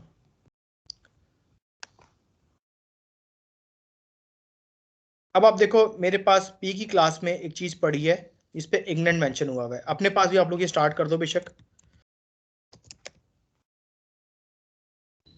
नाउ यू कैन सी कि मैं एक रन टाइम पे एक वेबसाइट है जो कि क्रिक इन्फो, बड़ी मशहूर साइट है अराउंड द ग्लोब। किसी को भी क्रिकेट में इंटरेस्ट है वो यहाँ जाके स्कोर।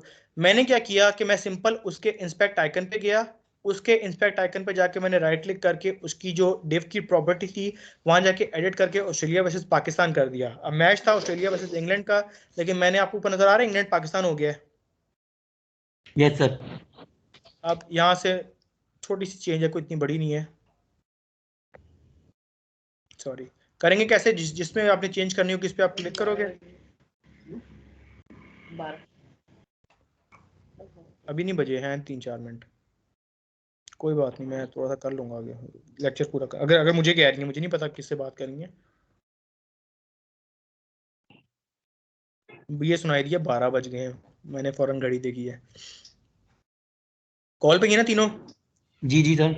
जी जी। अच्छा, अब मैंने यहाँ पे ओसामा लिख दिया कि फॉर एग्जांपल मैच है ओसामा और पाकिस्तान के दरमियान। अब जो ऑस्ट्रेलिया था वो ओसामा चेंज हो गया और इंग्लैंड को मैंने पाकिस्तान कर दिया। यहाँ चाहूँ तो मैं इनके झंडे भी चेंज कर सकता हूँ, पूरे व्हाइट बोर्ड को चेंज कर सकता हूँ, क्रिक इन्फो की पूरी साइड चेंज कर सकता हूँ, लेकिन कुछ काम आपसे भी करवाना है तो इसलिए मैं सारा नहीं करके बताऊंगा कि कैसे हो रहा है। पॉइंट इज दैट कि अब मेरा ओसामा से पहला क्वेश्चन होगा, जिससे पूछो सिर्फ वो बोले कि मैंने HTML कैसे एडिट करनी है। मैंने सिंपल उस पर जिस चीज़ पे मैं चेंज चाह रहा हूँ उधर क्लिक करना है। उस आइकन पे क्लिक करने के बाद जो चीज़ मैं चाह रहा हूँ वो चीज़ ब्लू हो जाएगी, जिस तरह आपको ये स्क्रीन में नजर आ रहा है, ये ब्लू हो गई है। अब उसामा इस तरह तो यार मैं किसी की साइट खराब कर सकता हूँ। जिस तरह आप देखो, मैं इस पे वापस आता हूँ, जो मेरा फायरफॉक्स की साइट था, ये देखो इधर तो अभी उन्होंने लिखा हुआ ऑस्ट्रेलिया और पाकिस्तान का, इंग्लैंड का मैच था, मैंने उसामा और पाकिस्तान कर दिया। इस तरह मैं सबके किसी की साइट खराब कर, ऐसा किस तरह हो सकता है पॉसिबल? ये तो गलत चीज नहीं है। यही तो मैं पूछने वाला था, ये लाइव लाइव होगा ये? देखो लाइव साइट हो रही है, देखो लाइव साइट cricinfo.com नहीं है, लाइव पे मैंने लिखा हुआ है उसामा और नहीं, अब पाकिस्तान। आप फायरफॉक्स पे चला के देखें, ये तो वो है ना सर, ये तो जो सॉफ्टवेयर है ना। जो भी नहीं, फायरफॉक्स को मैं कहीं भी एडिट कर सकता हूँ, लाजमी नहीं कि मैं इसके थ्रू करूँ। ये चीज़ मैं क्रोम पे भी कर सकता हूँ, लेकिन स्पेसिफिक ये टूल इसके लिए ऑर्गेनाइज हुआ हुआ है कि आप इस पे कर सकते हो। मेरा कहने का मतलब है इस तरह तो कोई भी साइट में खोलूँ, जिस तरह लाइव है, प्रोडक्शन साइट है, उस पर मैं कोई भी चीज़ चेंज कर सकता हूँ। मैं यूट्यूब पर जाके कोई और चेंज कर दूँ, तो ये चीज़ तो सही नहीं है। जिसने साइट बनाएगी वो तो कहेगा यार ये चीज़ गलत है। तो क्या सर आपसे गूगल तो क्रोम पे भी हमें यही मिलेगा, उसामा और पाकिस्तान? अभी आप सर्च करोगे तो नहीं मिलेगा, लेकिन मैं स्पेसिफिकली एक ब्राउजर की बात करूँ कि इसका क्या करूँ, इस पर तो ये मिल रहा है। ये चेंज कैसे होगा अब?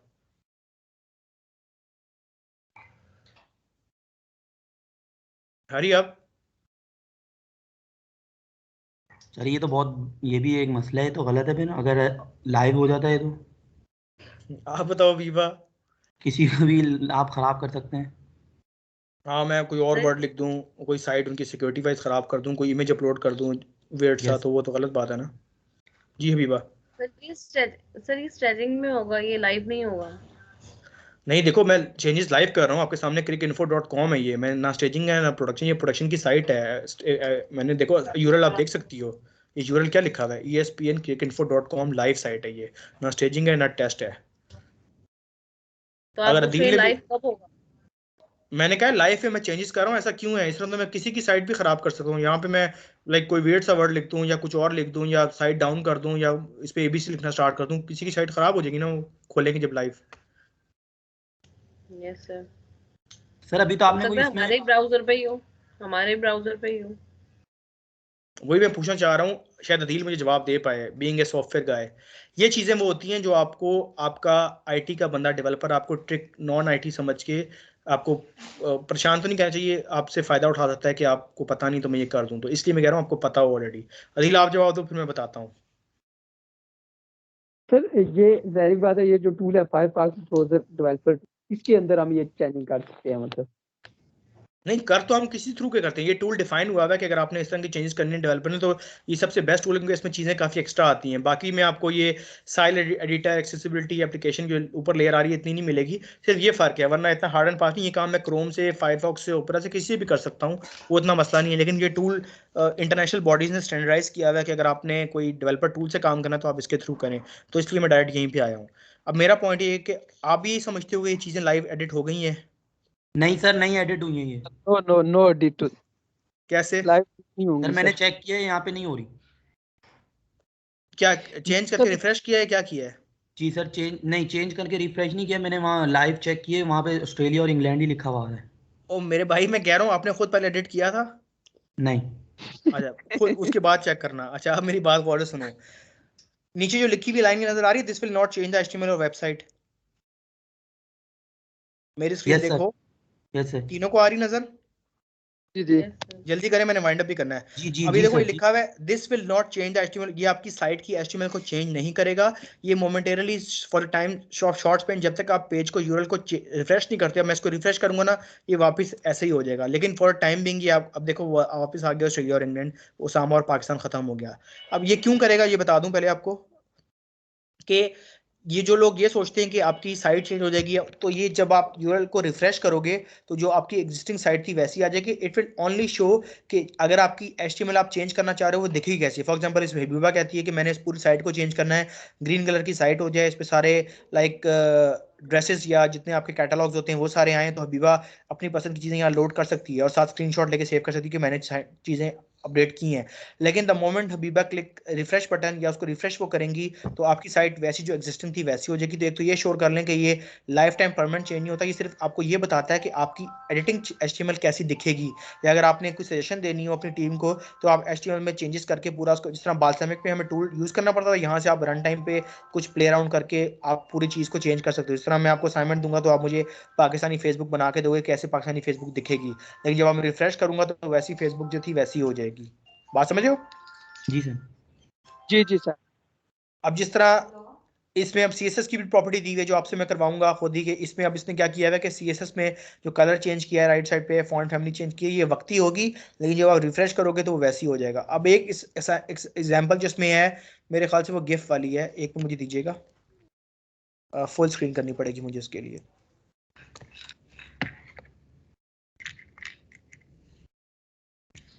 ये नजर आ रही है आपको स्क्रीन? जी सर। अच्छा, इसमें ना थोड़ी सी जी जी गिफ अटैच हुई हुई है, ये आपको पूरा तरीका बता रहा है कि कैसे एचटीएमएल चेंज हो रही है। अब आप देखो, पहले ये इस पे आएगा, क्लिक करेगा, यहाँ पे क्लिक हुआ, ये खुद ऑटोमेटिक हो रहा है। आपको प्रेजेंटेशन में ऐसे ही मिलेगा, आपको बस स्क्रीन पूरी करनी पड़ेगी। अभी आपको बताएगा कि इसने क्या चेंज अप्लाई की थी यहाँ पे।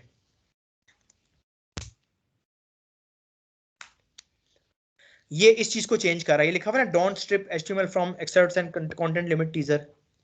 जी जी जी इस टेक्स्ट को वो चेंज करेगा, देखो आपके सामने अभी इसको रन टाइम पे चेंज हो रहा है। हाईलाइट एचटीएमएल, इस वर्ड को उसने चेंज करके बताया, मतलब सिर्फ शो करने के लिए कि how will you basically update the HTML. यहाँ से उसने टेक्स्ट पे डबल क्लिक किया, जिस तरह मैंने ऑस्ट्रेलिया किया था, यहाँ से उसने उसके टेक्स्ट चेंज किया। सिमिलरली इस पे अब वो बता रहा है कि एचटीएमएल को चेंज नहीं करेगा, ये सिर्फ बताएगा कि आपकी एचटीएमएल कैसे दिखेगी। और यहाँ पे अब देखो आपके सामने सीएसएस वाले पार्ट को शायद चेंज करे, यहाँ पे वो कलर पे आया, कलर कोड था पेंट्रा 5, पेंट्रा 5 हटा के उसने सीसी लिख दिया, सीसी 4x0। फॉन्ट फैमिली पे चेंज की, अब जो ब्राउन कलर था वो मेरे ख्याल से मैरून हो जाएगा। और फॉन्ट के साइज को भी चेंज कर रहा है, 30 को 20 किया, वो छोटा हो गया। ये ऑटोमेटिक साइड है, गिफ फाइल है, ये चलती रहेगी, आप देखते रहो, ये रन टाइम पे चेंज हो रहा है। देख रहे हो ऊपर जो रिफ्लेक्ट हो रहा है, जो हबीबा पूछ रही थी कि ये कैसे चेंज होगा, तो ये बेसिकली कर आप बैकएंड पे रहे होगे, बाद में जब, सॉरी वो सिलिनियम वाली बात थी उनकी, सॉरी ये तो वो मैं मिक्स कर गया, वो उसने सिलिनियम पे पूछा था। ये कलर चेंज कर रहा है, यहाँ से फैमिली चेंज करेगा, और ऊपर देखो वो अपीयर हो रहा है जो हेडिंग है, देख रहे हो? जी सर। जी जी हबीबा चली गई है वापस? मैं 12 बजे चली गई है। सर ये वीडियो चल रही है? ये गिफ फाइल्स ही है एक प्रेजेंटेशन के अंदर ही, जो बता रहा है कि आपको, क्योंकि मैं जब असाइनमेंट दूंगा तो आपको ये ना हो कि कैसे करना है, तो कलर आप यहाँ से चेंज करोगे सिंपल एडिट करके, और वहां से आप वो चेक करोगे। प्रेजेंटेशन के अंदर एक गिफ अटैच हुई हुई है बेसिकली, जो चलती रहेगी, जो आपको बता रहा है कि आप कैसे करोगे ताकि आपके लिए ईजी हो जाए। वापस आ रहा हूँ लेक्चर पे। तो सर ये बेसिकली, डाउनलोड, मैं सॉरी, मेरा जो ये जो फायरफॉक्स हो इसमें इसमें हम कहीं